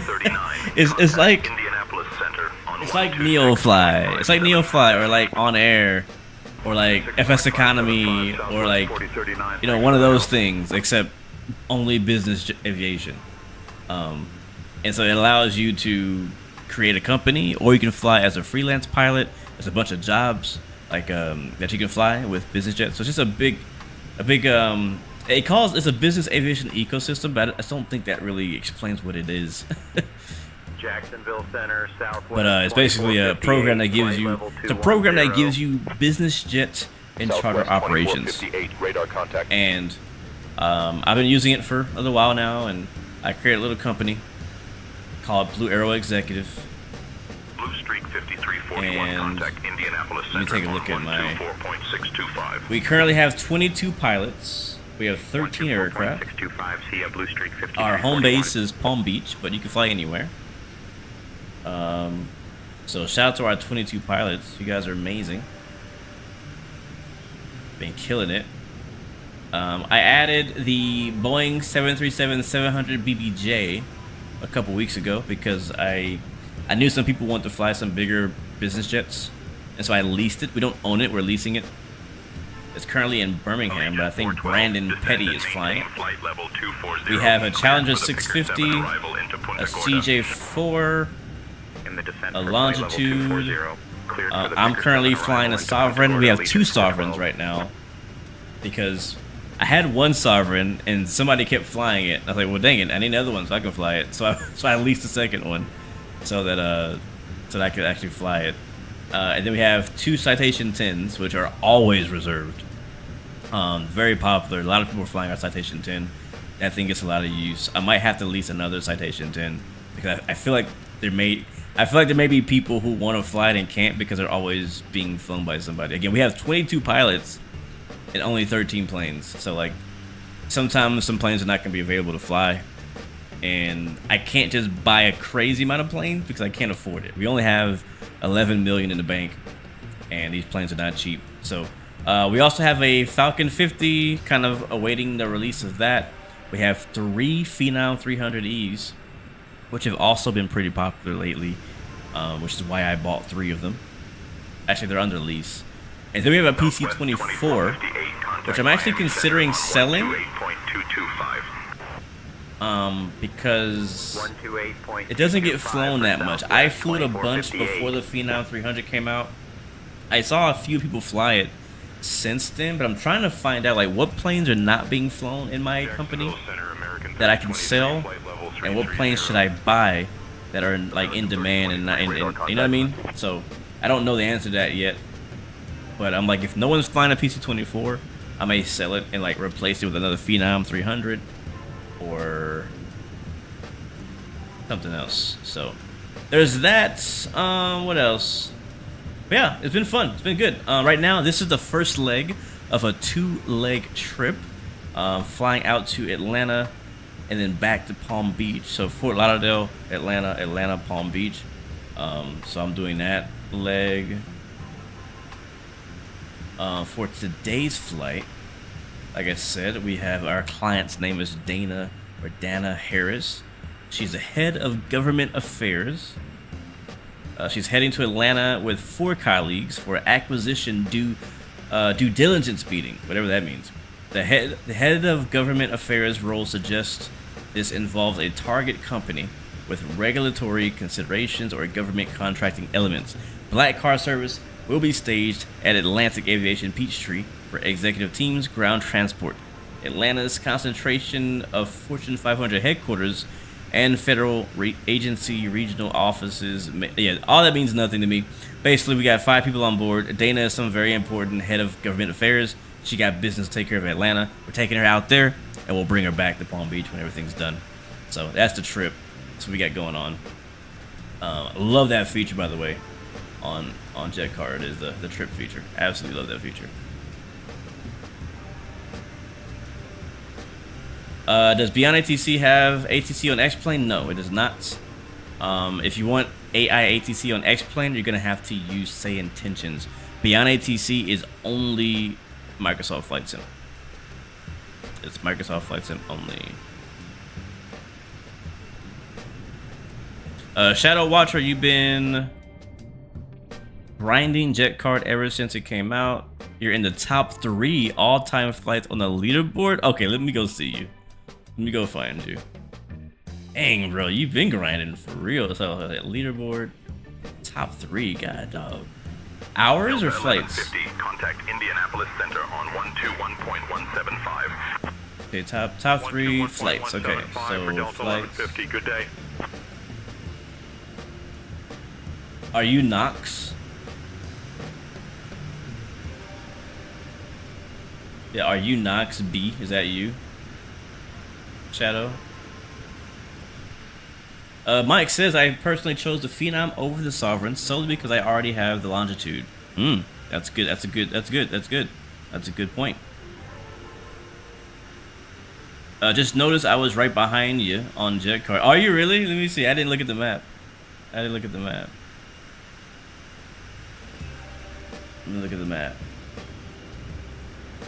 Yeah, we got 95 pilots on right now. Sweet. Let's see, I have some guy named Ty. Ty is ahead of me, flying Miami to Chicago. And American 2990, thanks for the help. Are you Ben? I see a Ben behind me, but like way behind me.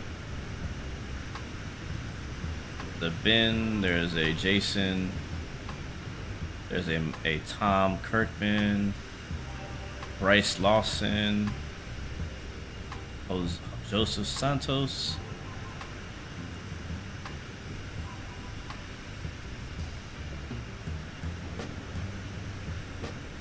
Breeze flies in their A220 I'm waiting for Synaptic. Yeah, man, I can't wait for the A220. I'm a big fan of A220s.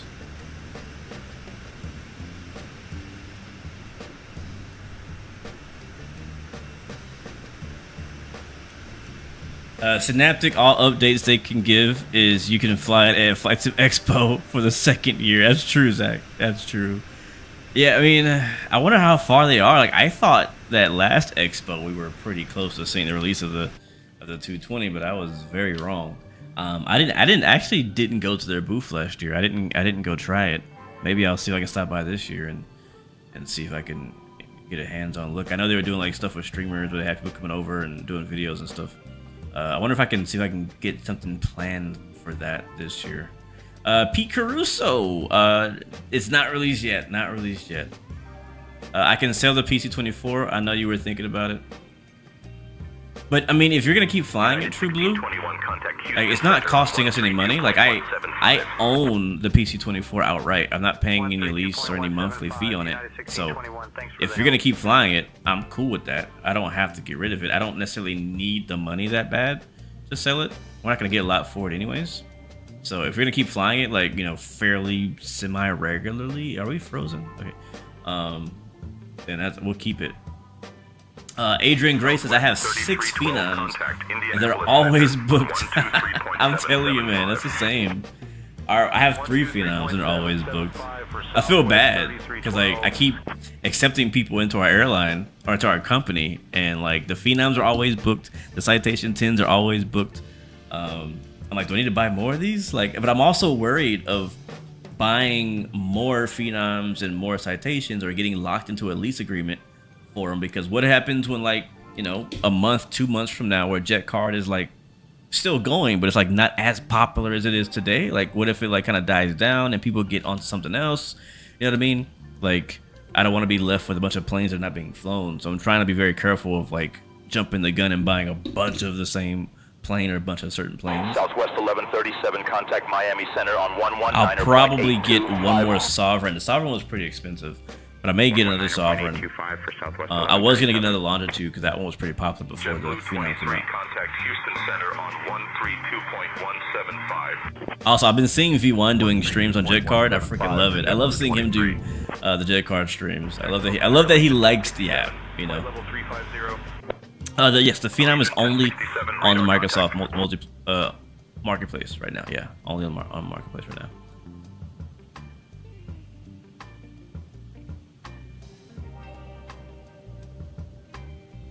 So I think that is you, Shadow. You said you're number 3. I think and when I did my video, I was like number 3, and like now I'm like number 10 or 12 or 15 or something like that on the leaderboard.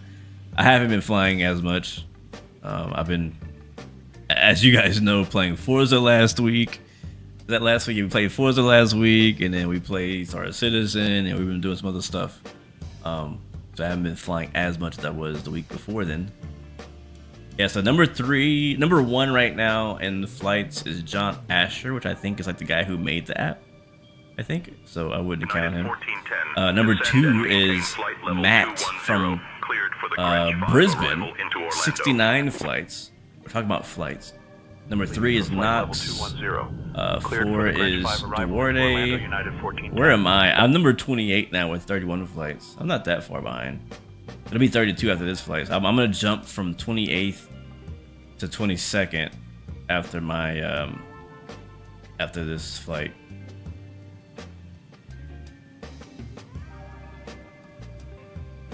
Let's see, hours. I might be a bit higher in hours though. No, I'm even worse in hours. 92 hours. What earnings? Come on, I gotta be in the top 10 in something. I got a head start. Nope, I'm not. Earnings, I'm even worse. I'm 47. So what I've noticed in JetCard, what makes the most money is flying the BBJs, like long distance. Those pay the most money. And so people who are doing that are making the most money. If you're just flying like Longitudes and Phenoms, or you're making like maybe 10,000 per flight, 20,000 per flight, which is really not a lot of money. Which is one of the reasons why I leased the 737, because like, we need a money maker. Like, our company needs a money maker, because in the future you guys are gonna want more planes, and in order to afford more planes, we need more money coming in. So I was like, I'm gonna invest in the 737-700. And if we need to, I think we can afford it. If we need to, I may get a second one, because so far, that 737 has been booked pretty consistently every day. So it's been fun though. Like I'm enjoying like managing the company. I'm flying like maybe a couple times a week as I normally do, but like I've been enjoying kind of watching other people fly my jets and trying to like make sure people have aircraft and things like that. Like I kind of wish I could take planes away from people, because I think some people may be sitting on planes for too long, and I think it's the trip thing. I think when you book a trip, it reserves you to fly that aircraft, and no one can fly it until you finish the trip. Delta 3109. BKG Blueface just bought your plane ticket to Flight Sim Expo yesterday. Nice, man. Where are you flying in from? What's up, Taco Mula? How is JetCard? It's fun. I like it. You should check it out. Doom, you went on an air show, or to an air show. I'm late. I'm catching up with chat right now. I went to an air show where they are made. And wait, what? Oh, the A220 demo. Okay, sweet. ATO drops tomorrow. Cool. I don't know if I'm gonna get it yet. I'll probably get it. Just I'm not gonna be like in a hurry to stream it or do anything. Honestly, I think it's kind of been covered.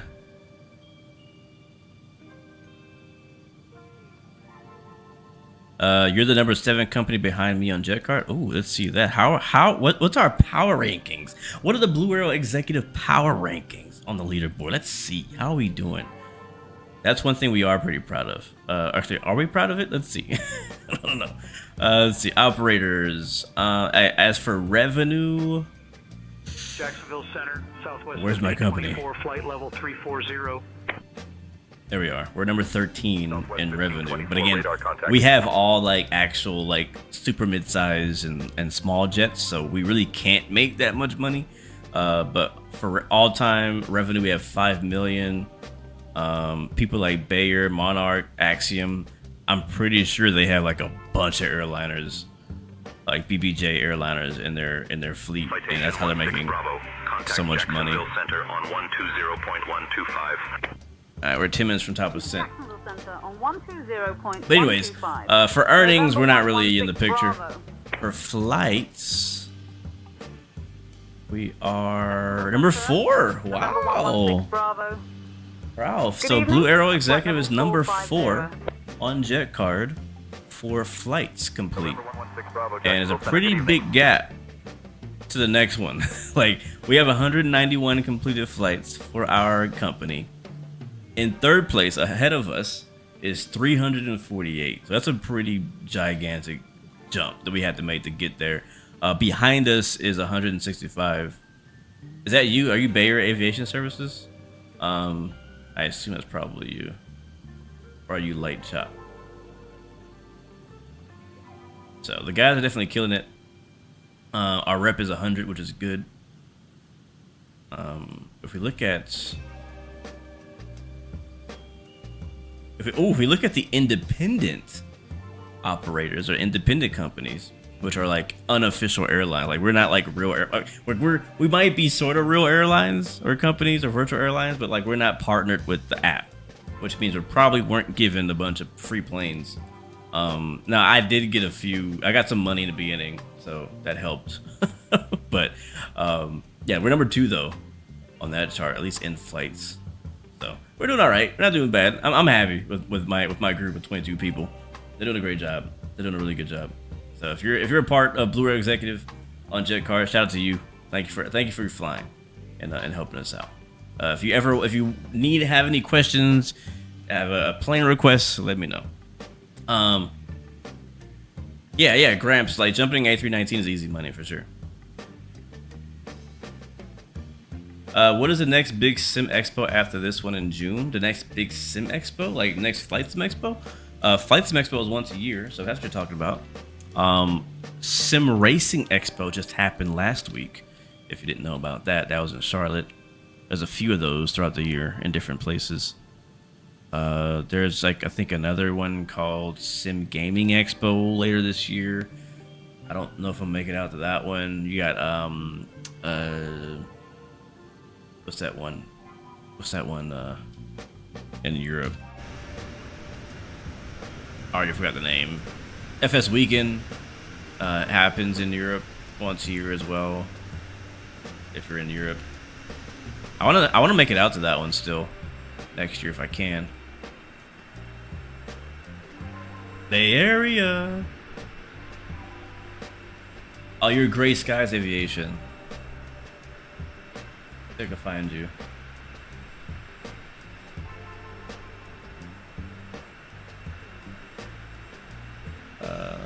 Gray Skies Aviation. There you are, number 14. Nice. Very nice. 59 flights so far. Putting work in. See you, boy. I see you. But no, it's been fun. It's been fun. The reason I like JetCard, you know, I talk very highly of it because, as you guys know, I love flying business jets, and it just gives us a reason to fly them.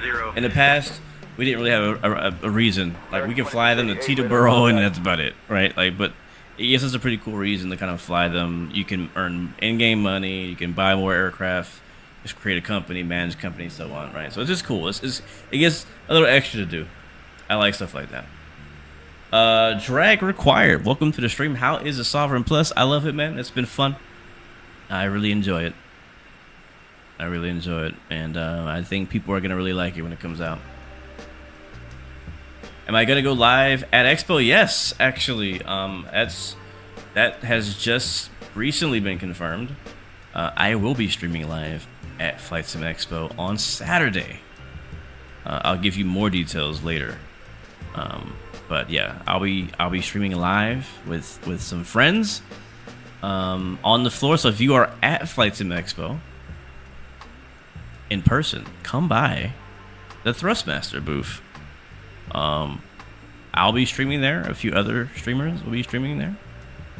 Am I allowed to say that? I think I am. No one told me I couldn't say it, so I'm saying it. But yeah, so I'll be streaming in person, live, in the flesh at Expo. I'm excited to get to do that. So come see me. Come see all of us at the Thrustmaster booth throughout Saturday. I'll give you guys an exact time when it gets closer. But and if you're not at Expo, you can watch online as well. It'll be fun. It's gonna be a good time. It's gonna be a good time. Is there any release dates or such you can give out or not? No, I don't have a release date, Drag. Unfortunately, man. They need to add a pilot shop or something. What do we do with our personal money in JetCard? That's a good question. I mean, really, the only thing you can do is start a company. I think that's really all you can do with that money, because you can't. Can you buy a plane without a company in JetCard? I don't know, because all that money just kind of goes to buying aircraft within a company. So yeah, at the moment there's no. That's a good point. There's nothing as a, like, if you're flying for me, for my company, and you have no ambition to make your own company, then what do you do with all the money you made? You know what I mean? I don't know. BK Blue Chase is staying at the DoubleTree. Thankfully, your company gets discounts there. Nice. Lucky you. I don't know what hotel I'm at. I'm not good at planning trips. You're planning on going to Flight Sim Expo? Would be flying from BDL. Nice, Bradley. Sweet. BK is flying from Nashville, Tennessee. Not sure if you're a NASCAR fan, BK, but they're racing in Nashville this coming weekend. You see me all the time flying on Microsoft multiplayer map. I'll be on there. Yeah, I'll be on there. Southwest 14 1904, descend and maintain. Alright guys, flight let's get level 230, oh, we have cleared an for ACARS Starfield message. Pre-arrival into Orlando. Alright, chat, hold that thought.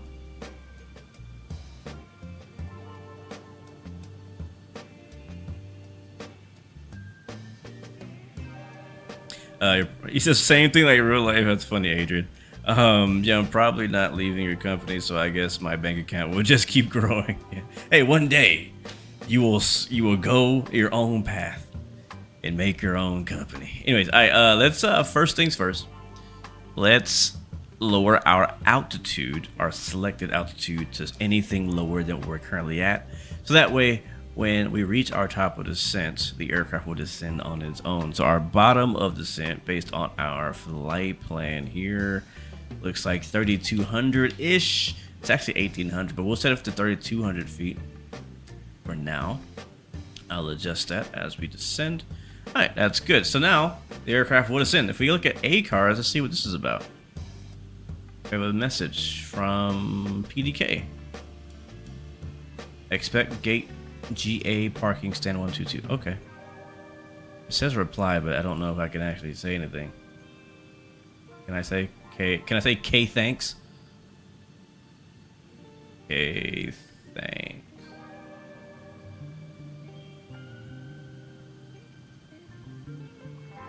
Oh, I can reply. That's kind of dope. All right, cool. So we got an ACARS message. Pretty cool to get to use that feature. Why not? We'll also do our perf. We'll do landing data. We'll check the weather. So destination PDK, DeKalb Peachtree, 21 left. We're expecting weather is not showing up, so I'm gonna have to type it in myself. I do have the weather. Actually, I should be able to get the METAR down here. Show METAR. Variable at 3 knots. Visibility is only 3 miles, so it is very low visibility. So we'll go with 006/3 knots. They're pretty calm winds. I just put, you can put, when it says variable, you can basically put anything on there. Temperature is 24. 29 out of 7. Flight level 450. So I'm gonna go over here and November 116 Bravo. put in 29 out of 7 there, and 29 out of 7 here. All right, that is set. We are 10 seconds from our top of descent. And I love watching it like do its thing here. Let's see. Should see. Oh crap! I didn't actually turn VNAV on. I always forget something. All right, there we go. Is it too late? Is it too late? The one step. Okay, it's, yeah. I'm gonna have to chase it. All right, vertical speed. Dang it! I hate that I did that. We're just gonna descend quickly here and catch it. We should be able to still capture the VNAV. So the mistake I made was, it's not just lower your altitude, but you also need to select the VNAV for VNAV to work. Right? Atlanta Center, Delta to 13, so, alright. Auto throttle is still handling it, so we're not going to overspeed too much while pointing the nose down. It'll tell us over here what our vertical deviation is. So right now it's about 700 feet. Required is 2200. Target 2234. So I'm actually going to do like 2500 feet on the descent to catch it. Catch it slowly. There we go. So we'll catch it. Not to worry. As you can see, there is a lot of clouds below us because we have this weather situation happening here. Atlanta Center, Delta 1906, flight level 210. So runway. Delta 1906, radar contact. 21 left. All looks good. We have plenty of runway. Or do we? Landing distance available is 4,900 feet. All right. Flaps will be full. No reversers. Does this thing have reversers? I don't know if I've ever had the reversers work. 381, flight level 410. Except landing speeds. Yeah, so we need 2,400 feet. We have 4,900 feet. So it's a pretty short runway, but we have enough runway. As long as we don't float the entire runway, we'll be okay. All right, so we'll accept those and move on.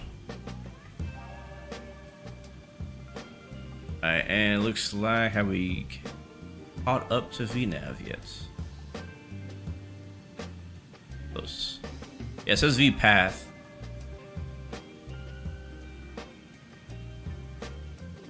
Yeah. All right, cool. So we caught VNAV. So VNAV is now doing its thing. That was my fault. Bit of a mistake. Bit of a mistake. All right. Atlanta Center, Delta 1882, flight level 220. You can borrow quite a lot of money off the bat, but your interest rate will suck. You can actually refinance later. I didn't know that. I've not borrowed any money. I have a bunch of leases, but I've not actually borrowed any money in JetCard. But again, I had a bit of a head start during the beta. So, Enrique, welcome to the stream, man. How long it took you to get enough rep to borrow a lot of money in JetCard? Oh yeah. So to answer that, yeah, I have not borrowed any money. Charlotte transition into decal Not yet. tree. Descend and maintain. If I get flight into level like 320 buying a when bunch of ready. BBJs, like November Boeing 737s and 116 320 BBJs, I'll probably have to borrow some money at that point. I don't have enough money to afford those, but if I stick with the smaller jets, I'll be okay. For now. Flight level 320. Need wire transfer, And yeah. maintaining flight level 320 November 116 Bravo. I agree. I agree. Folks, we've left our cruising altitude and started our approach to decal Peachtree. Please return to your seats, stow any loose items, and fasten your seatbelts.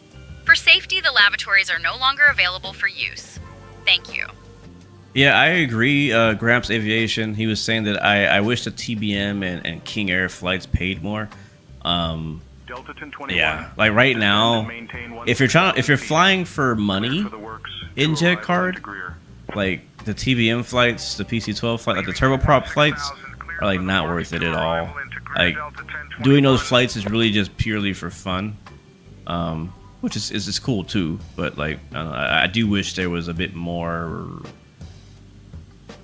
return on flying flights like that. 'Cause I think a lot of people in the community do want to fly turboprop planes like TBMs, and because like those still fit in the business aviation sector, right? Like you got, TBMs, King Airs, PC-12s, Piaggios, all those guys still fit in the private aviation world.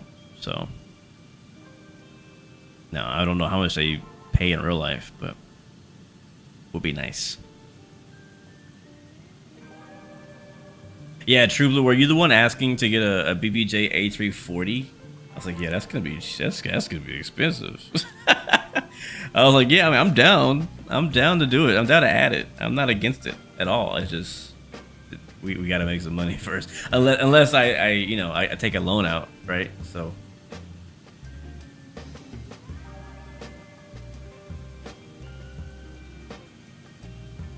As long as we get any Airbus, I can't fly Boeings. Maybe I'll do that. Maybe what we can do is, how much does it cost to lease? Like which one? You think like an A319 BBJ? Would that do? Let me look at the aircraft market.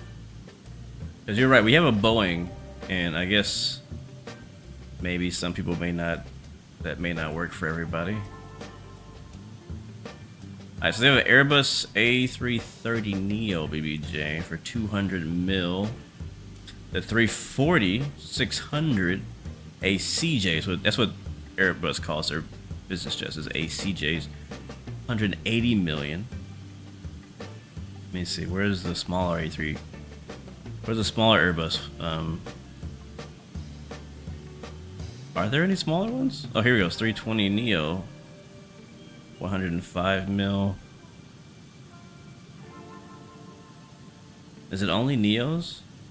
I don't know much about the Airbus business jets. I don't see them as often as the Boeing ones. But I think I'm just gonna search ACJ, see what comes up.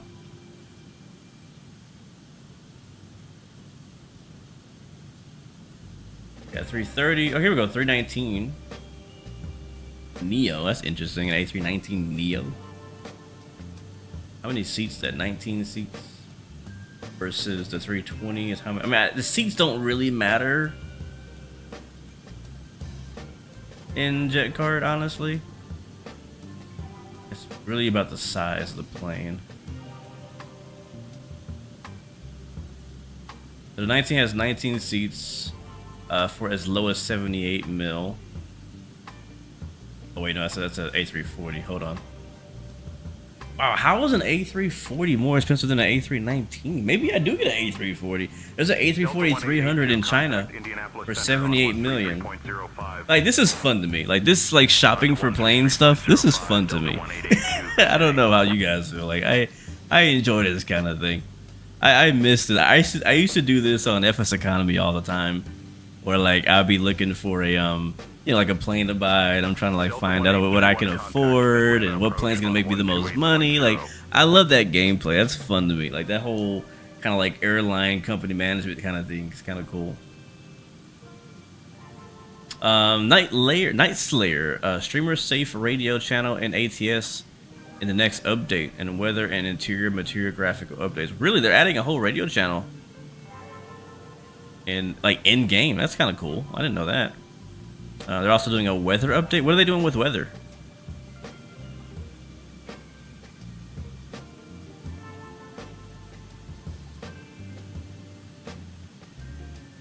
Yeah, you buy them, we fly them. That's what I like to hear. Let me see. What else we got? We're descending past 24,000 feet. We're already set up for everything. The flight plan is set up for our whole arrival. Altitude is set to the bottom altitude. Like, we're good. We're, like I said, the plane is gonna fly us there, so I'm not worried about much with the aircraft right now. I think the INI Bill's A340 is the only ACJ that actually has its interior and everything currently. Is it the A340-300? Is the audio hissing part of the plane, or is it an audio problem? Hissing.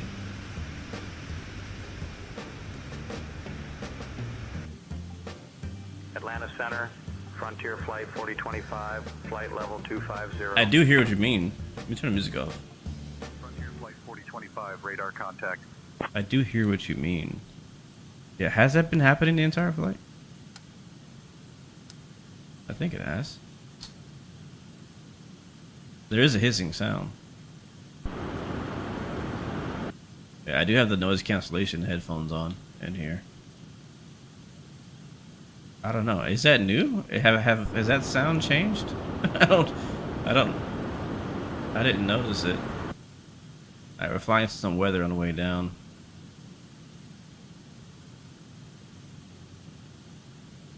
But yeah, I love this, like, shopping for a plane, like, kind of, I don't know, it's just fun to me. It's just fun. What is the INI Bill's 340? Maybe we just get a 340. What is the INI Bill's 340? Is it the 300? What variant is it? I remember flying it to Antarctica, which was fun. But yeah, that's the only one that actually has an interior. So INI Bill's A340. Is it what is it? A 300? What is it? Chat, help me out. What is it?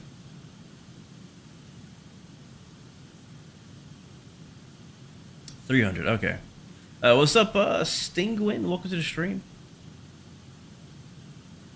The interior is cool though. That's why like I'd be down. Because we don't have, I don't think we have an ACJ in Microsoft Flight Sim or any Flight Sim, right? Like, we don't have like an A319 ACJ.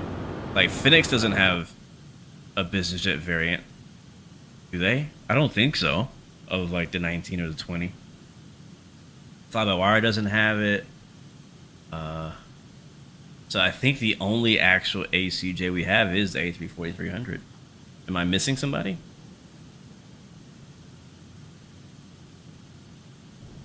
Citation 16 Bravo, contact Atlanta approach on 1. I wonder if we had like some kind of like leak or like an air issue. Because I haven't changed anything on my end. 116 Bravo. My thought is like maybe since we're going so fast, we're hearing the wind. Atlanta approach. But I don't know. 116 Bravo. Good evening. Descending 18,000.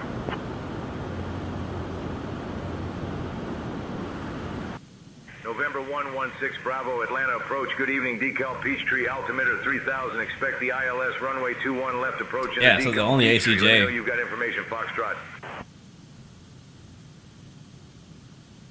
You went back in the stream and you can hear it progressively getting louder and louder as you descend it lower in altitude. So it must be part of how dense, when you get to higher, air gets less dense. That is very interesting. Can you maybe see what it is at the beginning of the stream? That's interesting, huh? It makes me a bit concerned though. Like, are we pressurizing? You know what I mean? Like, are we good? I think we're good. Our cabin altitude is only 1,600 feet. Pressurization is 5.8 psi, so we're not dying in here. So that's good. Alright, so we're gonna be doing the RNAV. And maintain 7,000 feet. The RNAV 21 left. I'm also gonna pull up, just for my own reference, on the other screen, the ILS for 21 left.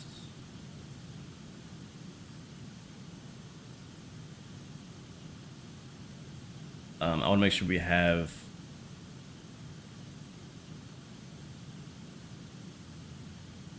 Oh, I don't want to do that. Here we go. I want to make sure we have the right frequency. So I will be using. I mean, it looks like we might break out. 16 Bravo, descend and maintain 5,000 feet. At a decent altitude. I just want to make sure our nav is set up. 5,000 feet. So let's go to our radio. Bravo. Go nav. It's gonna be 111.1. So let's go ahead and put this in here. 111. It's not gonna automatically do it because we're not actually we don't have the ILS actually programmed, so it's not gonna automatically do the nav force like it normally would. So I am noticing that sound is kind of like, it's not getting quieter, but it is getting slower as our speed is slowing down now to 250 knots as we're coming up on 10,000. Approaching Atlanta DeKalb Peachtree today. Citation 16 Bravo, descend and maintain 4,000 feet. Descend and maintain 4,000 feet. November 1. Yeah, I love this plane. This plane is so cool. And I love too, like the business jet stuff for me lately has been a really nice break away from airliners. You know, I haven't really flown an airliner in probably weeks. I've not flown a Boeing or an Airbus in a while. I've been flying like only business jets in GA lately, so it's been a nice break. I'm looking forward to going back and flying airliners because I still love them, but it's just nice taking a break away from airliners and flying something else for a little while. Just made it 160 on a short Phenom flight. Gonna head out. All right, sounds good, Gramps. Thanks for hanging out with us and keeping me company, Bo. I really appreciate it. Hope you have a good night. So it is a wind noise in the windshield. Gotcha. K Soja, what's up, man? Welcome to the stream. You're good to see you, man. Have I flown a Citation 10 recently? Not in like a month, maybe. Over to approach, so long. I was flying it a bunch, like before I got the Phenom and the Sovereign. I did get. Well, I had the Sovereign early. I didn't get the Phenom very early. I've had a few early access planes to flies, but before then I was flying a Citation like a lot. I was doing a what was I doing? Why was I flying as much? Well, I was doing JetCard with it in the beginning in the Citation 10, that and the PC-24, and then I was doing like my own little like NASCAR charter thing. Hotel Whiskey is with you at 2,000. Roger. Vision Jet 309 Hotel Whiskey 2,000 to 8,000. All right, we're in the soup, guys. We're starting our final approach into Atlanta now. Please turn off and stow all electronic devices until we've arrived at the gate. Make sure your seatbelt is fastened securely. Our assigned parking is GA Parking Stand 122. The weather in Atlanta is clear with mild temperatures. I'll check that everyone is seated and buckled up for landing. Thank you. All right, things can get a little busy and a little loud as we get close to the airport. Tower 126.3.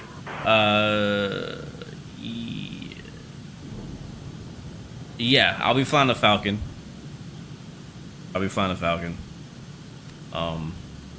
From Contra. Looking forward to showing that off. What is my opinion on the PC-24? Visually, it is a beautiful aircraft. I love the way it looks. That's about it. That's about it. I think the inside looks so good. I think the outside looks so good. The sounds are a misfire. The systems, I don't mind like the avionics in it. I think the avionics are actually kind of cool. As I got used to using them and start to understand the avionics in it, I don't mind it. But I wish we had a fidelity to this level we have now of this plane right here in the PC-24. So I wish we had a little bit more, because we got to remember the PC-24 is a Coronado plane, so it's really pretty, right? As Coronado planes always are, but if you want like that system depth, it's not there. Flight model is also kind of weird too on it, but I flew it a bunch. I was flying it like non-stop, also for JetCard in the beginning too, because I really liked the way it looked, and I was excited about the Phenom, and this was kind of like the replacement for the Phenom until I got it. But now that I have the Phenom, I'm probably not going to fly the PC-24 for a long time. 556 Heavy, climb and maintain flight level 290. Climb and maintain flight level 290, Delta 56 Heavy. Yeah, it's an average Coronado plane, exactly. PC-12 is cool too, but I've kind of not really flown the PC-12 from Coronado. Look at that rain effect there in a while, because I have the, is it the SWS? Is it SWS? I think it's, yeah, SWS has their PC-12.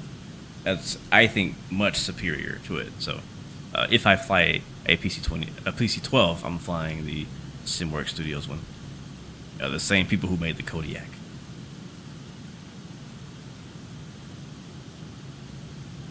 Alright, so let's see A340, ACJ, A340-300. Vision Jet 9 How much would that cost me? Contact Atlanta, approach on 132.475. Over to approach. Have a good day.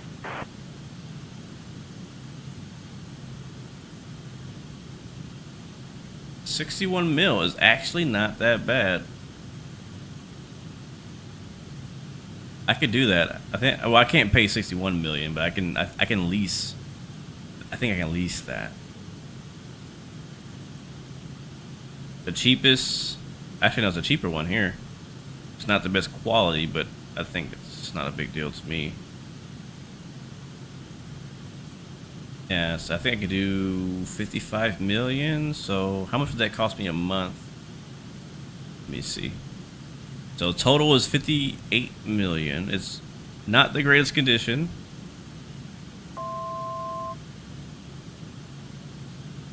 It would cost me $252,000 a month. That's kind of expensive, but I know it could also make a lot of money. Direct soon, then as filed. Kilo 56. I might do it. I might do it. All right, we are turning left. Basically a left base now. Descending down to 3,200 feet. We're almost there. Lights are on, and I'll keep looking after the stream at that 340 and see if we can afford that. I think if we have it, we can. I don't know. I think we'll make more money than we're spending on that, as long as someone's flying it. Jet 925 Whiskey Bravo, Atlanta departure, radar contact. Climb and maintain flight level 21095 Whiskey Bravo. But if someone doesn't fly it, it's gonna cost. 925 Whiskey Bravo. It's gonna hurt us. Maintain flight level 230. I think we can pull it off. 230 95 Whiskey Bravo. ATC and conversational radio looks nice. Yeah, it's pretty good. I'm using Say Intentions AI ATC, and they do a pretty good job. I'm not actually following their, like, I'm just kind of listening to them. I'm not actually doing what they say right now. Alright, let's get ready to land this plane. Alright, so I can't see much, so we're definitely going to use the ILS. Hotel Whiskey is with you at 2,000. Roger. Vision Jet 309 Hotel Whiskey 2,000 to 8,000. Let's get down to 3,000. Vision Jet 309 Hotel Whiskey 2,000 to 8,000. Down to 2,900. Whiskey, climb and maintain Vertical speed. Descend. Citation 16 Bravo, 14 miles from Jam. Turn left heading 245. Cleared for the ILS runway 21 left approach. Let's go heading mode. Turning left, heading 245. Cleared for the ILS runway 21 left approach. Left 245. November 116 Bravo. Clear for the ILS. Vertical speed. The VNAV off. Good evening, Citation departure. November 03 Hotel Oscar. Speed manual. Climbing through 3,500 Bring that speed feet. back. Is direct to E2. Right 140, climb to 250.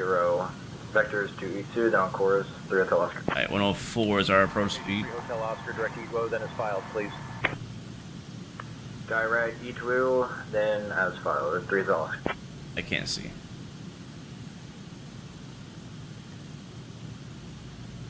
Alright, what I'll do now is I'm going to go over here. I'm going to go to radios, nav 1 on, and approach mode armed. Actually, no.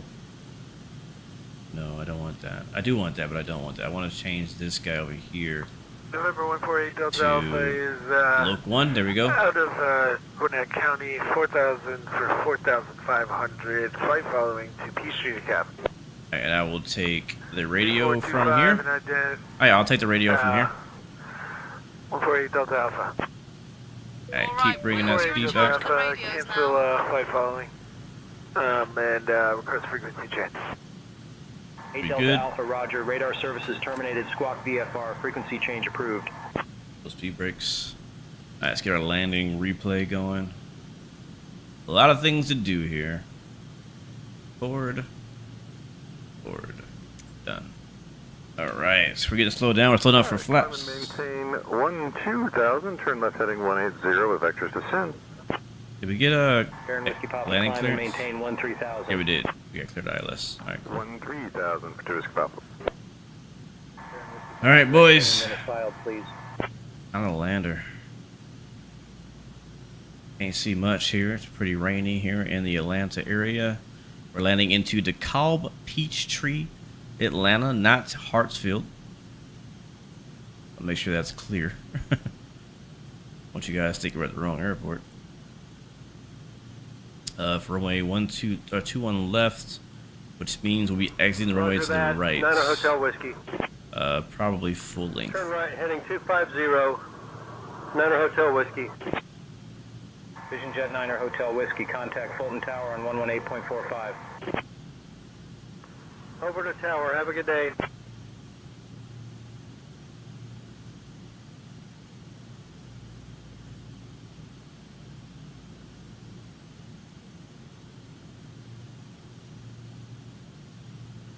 Does the G5000 have a vertical profile mode? You know, I don't know. Oh shoot, we flew through it. Why did we fly through it? Oh, because approach mode is not freaking armed again. It unarmed itself. Great. Alright, my plane. Autopilot. Citation 16 Bravo, contact DeKalb Peachtree Tower on 120.9er at 5 DME. Oh, it's to the Cow Tower at 5 DME. Citation 16 Bravo. It's always something, man. I always miss one button click. I always miss one button click. It's okay. We can. I think we can still capture it, but I mean, at this point, I might as well fly it. So I have the Citation controls. 16 Bravo, cleared for the ILS runway 21 left approach at DeKalb Peachtree. Clear for the ILS runway 21 left.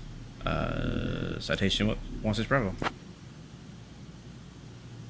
I'm just gonna hold our altitude because we are still below the glide slope. Peachtree Airport Tower, roger. Continue approach. Continue approach. Citation 16 Bravo.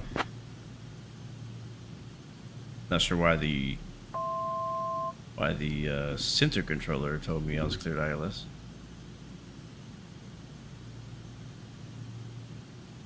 Alright, so autopilot's off, Yonapper's off. Trying to recapture.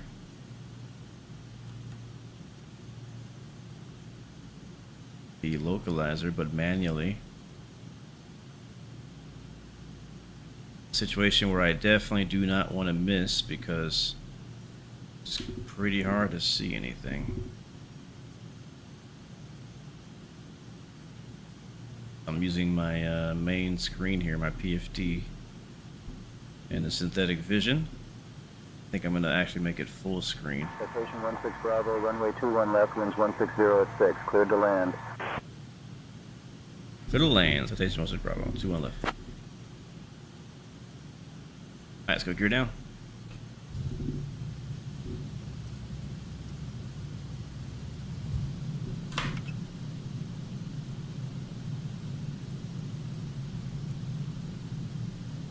I see some runway lights ahead of me, but is that it? That shouldn't be it. Is that the runway? Oh, yeah, I see it now.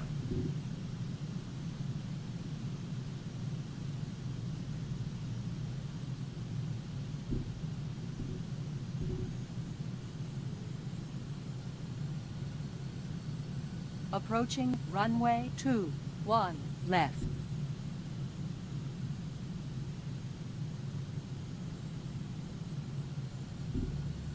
This is fun. Alright, getting a little low there. I have visual.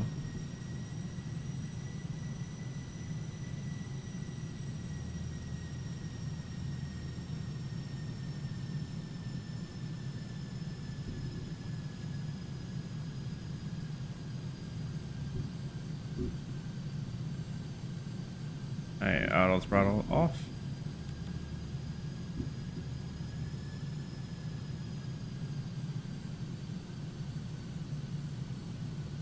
So it was all the way up into this point that auto throttle was on, so it just shows you how automated this plane is. And I think I can land with it on too. I don't know that for sure, but I think there's an option. 200.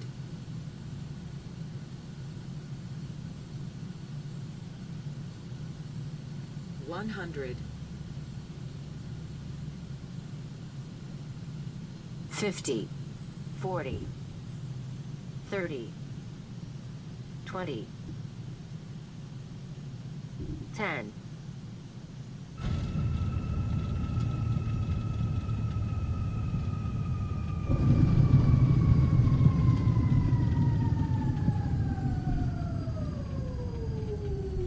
Whew, there it is, we're down.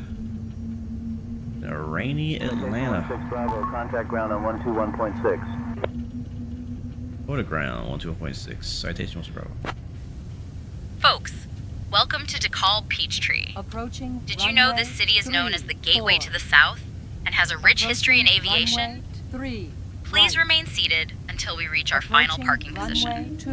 On behalf of your flight crew, thank you for flying with us. Goodbye for now.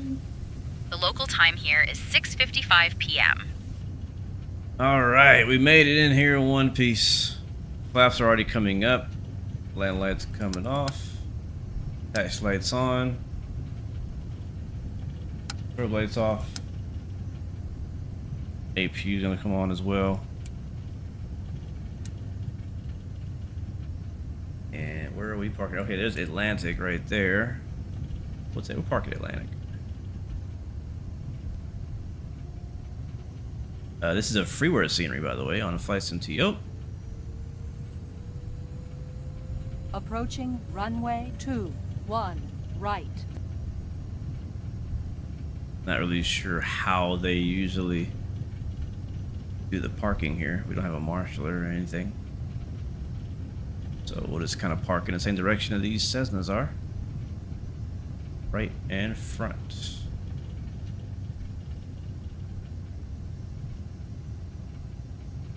And there it is, guys. Welcome to Atlanta.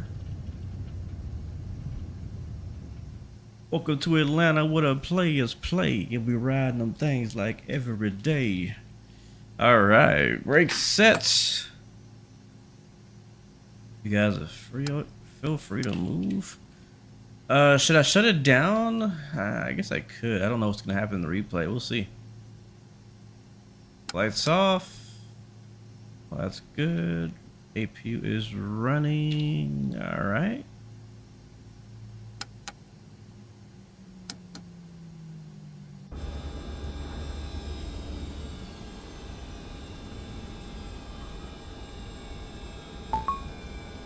And we made it. JetCard is getting text messages like left and right from ops. Again, this is my first leg of multiple trips. I'm only streaming this part of the trip, but I will be later on flying the flight back to Palm Beach from PDK with our client. All right, let's get the door open.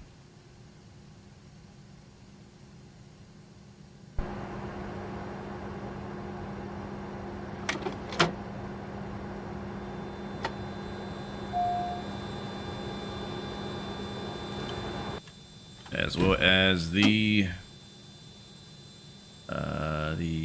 what's the red carpet? Red carpet. Get the Rolls Royce out there, and we'll request for ground power too, so we don't have to sit here on the APU. And we'll get chocks. Sweet, there it is. The Sovereign Citation Sovereign Plus. With the G5000, got to love it. Gotta love it. Yep, this is exactly how high rollers travel. Yes, sir. Ballin' big. You know what I mean? Approach disengages when you switch from nav to loc because you armed it. While in nav, that would mean you are doing an RNAV. Yeah, that's what happened. You're right. You are right. And so that's what kind of screwed us up. But it's okay. We still got in there. Just a little mistake on my part. Call sign Tango. No release date yet, man. No release date just yet. Sean Smith, thank you, man, for hanging out. Yes, that was Say Intentions AI ATC we used for the entire flight. Also, they also generate the AI traffic you saw, if you saw any, actually. Like I think those Cessnas behind us are actually AI. I'm pretty sure those are AI as well. Yep, no Phenom FBO on this plane. Ludicrous rolls, yes sir. Alright, let's see if we can get a replay going. Let me go ahead and hop off of the ATC and all that. And we'll get the replay. Yep, those planes just disappeared, which means those were Say Intentions AI aircraft. Okay, so I'm just gonna I guess remove all the equipment out there. I don't know if we're gonna get engine sounds for the replay because I turned the engines off, so this will be a test of that. But I will leave the APU running, at least. Man, I love the sound of the door closing. It sounds so real. Let's go ahead and save that replay and play that replay. I think we're good. Play. We're gonna fast forward to the good part. 400. Terrain. 400. Terrain. Terrain. 50. And play. Alright, we'll start off with the Windows seat.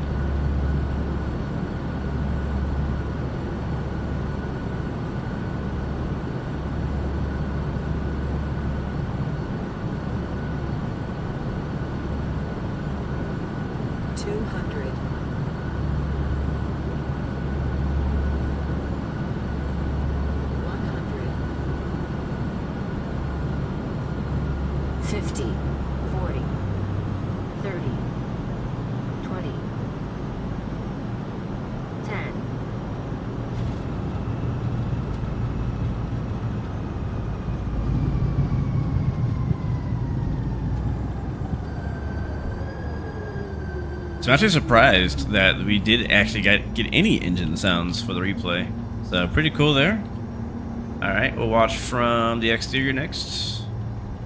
I think I asked this. I'm not sure if John is still here in chat, lurking in the background or anything like that, but I think I asked about wing flex and the lack of any wing flex I believe, if I remember, the answer I got was that even though the wings are large and long, they're also very stiff. So like there's like little to no wing flex apparently in these bigger wings.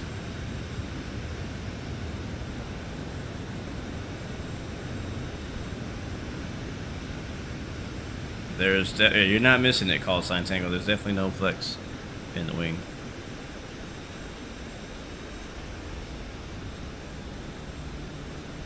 Oh yeah, we buttered that. We buttered that. For sure.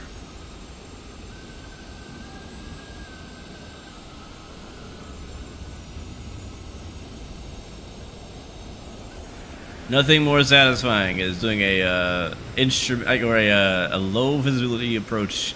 Well, I shouldn't say nothing. Long haul flights are more satisfying, but one of the most satisfying types of landings is flying through weather like this.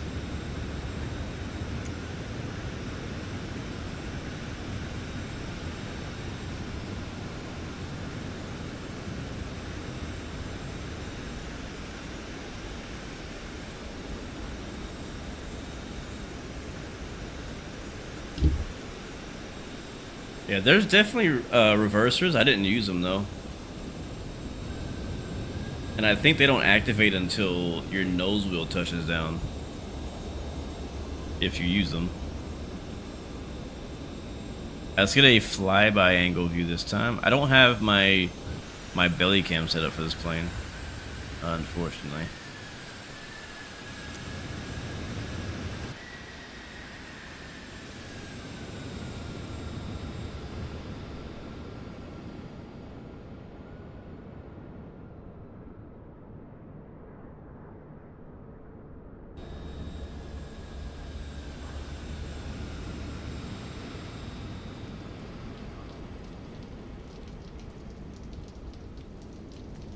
I agree, Tango. To get a challenge, a Challenger, or a Global, or a Gulfstream at this fidelity would be peak, man. I know we're all wanting it. I'm curious to see who does it first. I know somebody's probably working on it, but who's gonna do it first? That is a question. Will it be Flight FX? Will it be the Skyline Simulations crew? Will it be Raul and FS Reborn?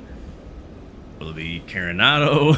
You know, will it be somebody else? Like, who is gonna do it? Like, I feel like it's an obvious thing at this point. We want that. We want a long-range business jet in Microsoft Flight Sim 24. We want that. So who's gonna make it? Who's gonna do it? Who's gonna take on that challenge? I don't know. But yeah, I hope we get a high fidelity one, like kind of like this one would be great, not just like some eye candy aircraft.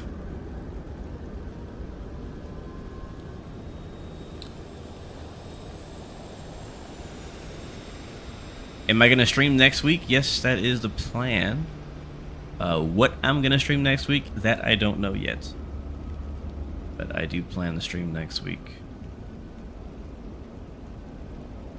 Alright, one more time, guys, and I'll get out of here. You guys have an amazing Friday night and a weekend. Thank you so much for riding along with us today in fashion in the Citation software. It's been a really fun flight. Been really enjoying it. Had some great conversation as well. Been really fun chatting with you guys. I know, right? Please don't do a Coronado. Please not Coronado.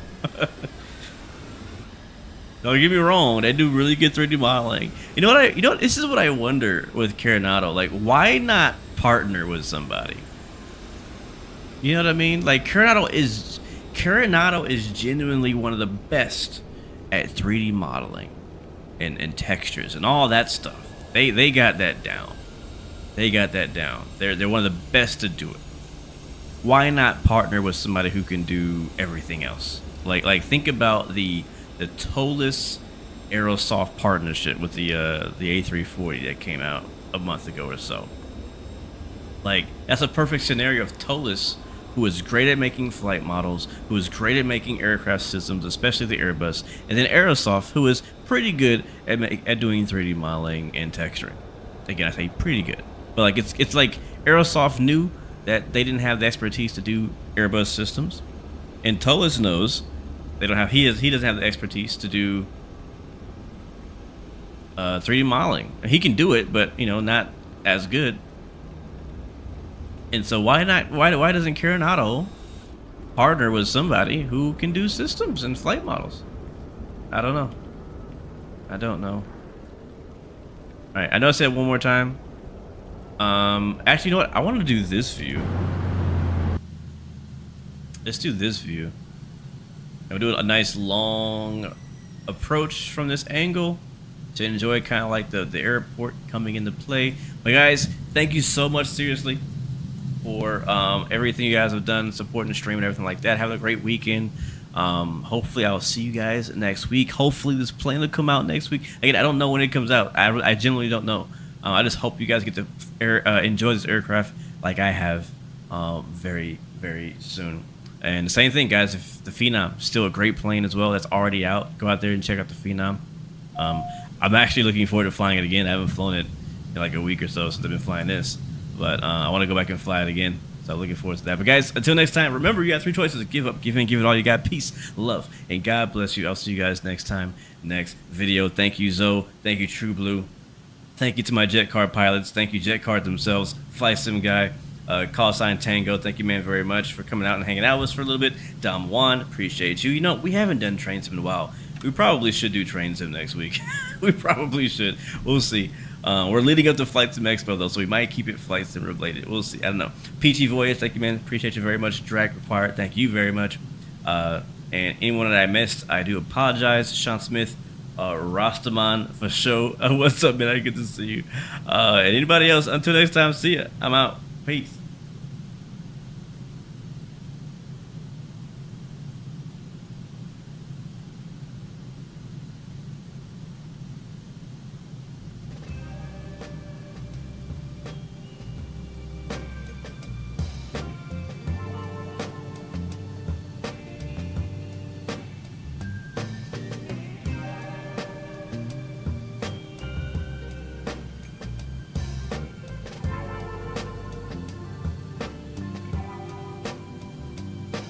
I'm muted.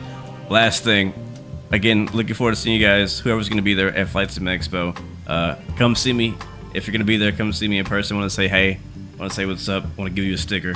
I'll be streaming there as well. And yeah, see you soon.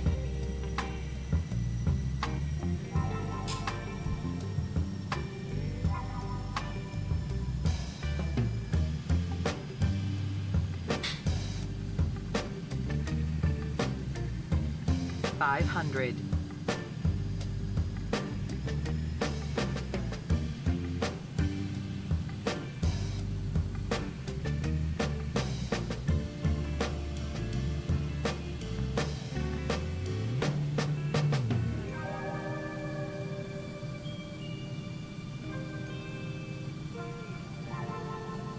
$200.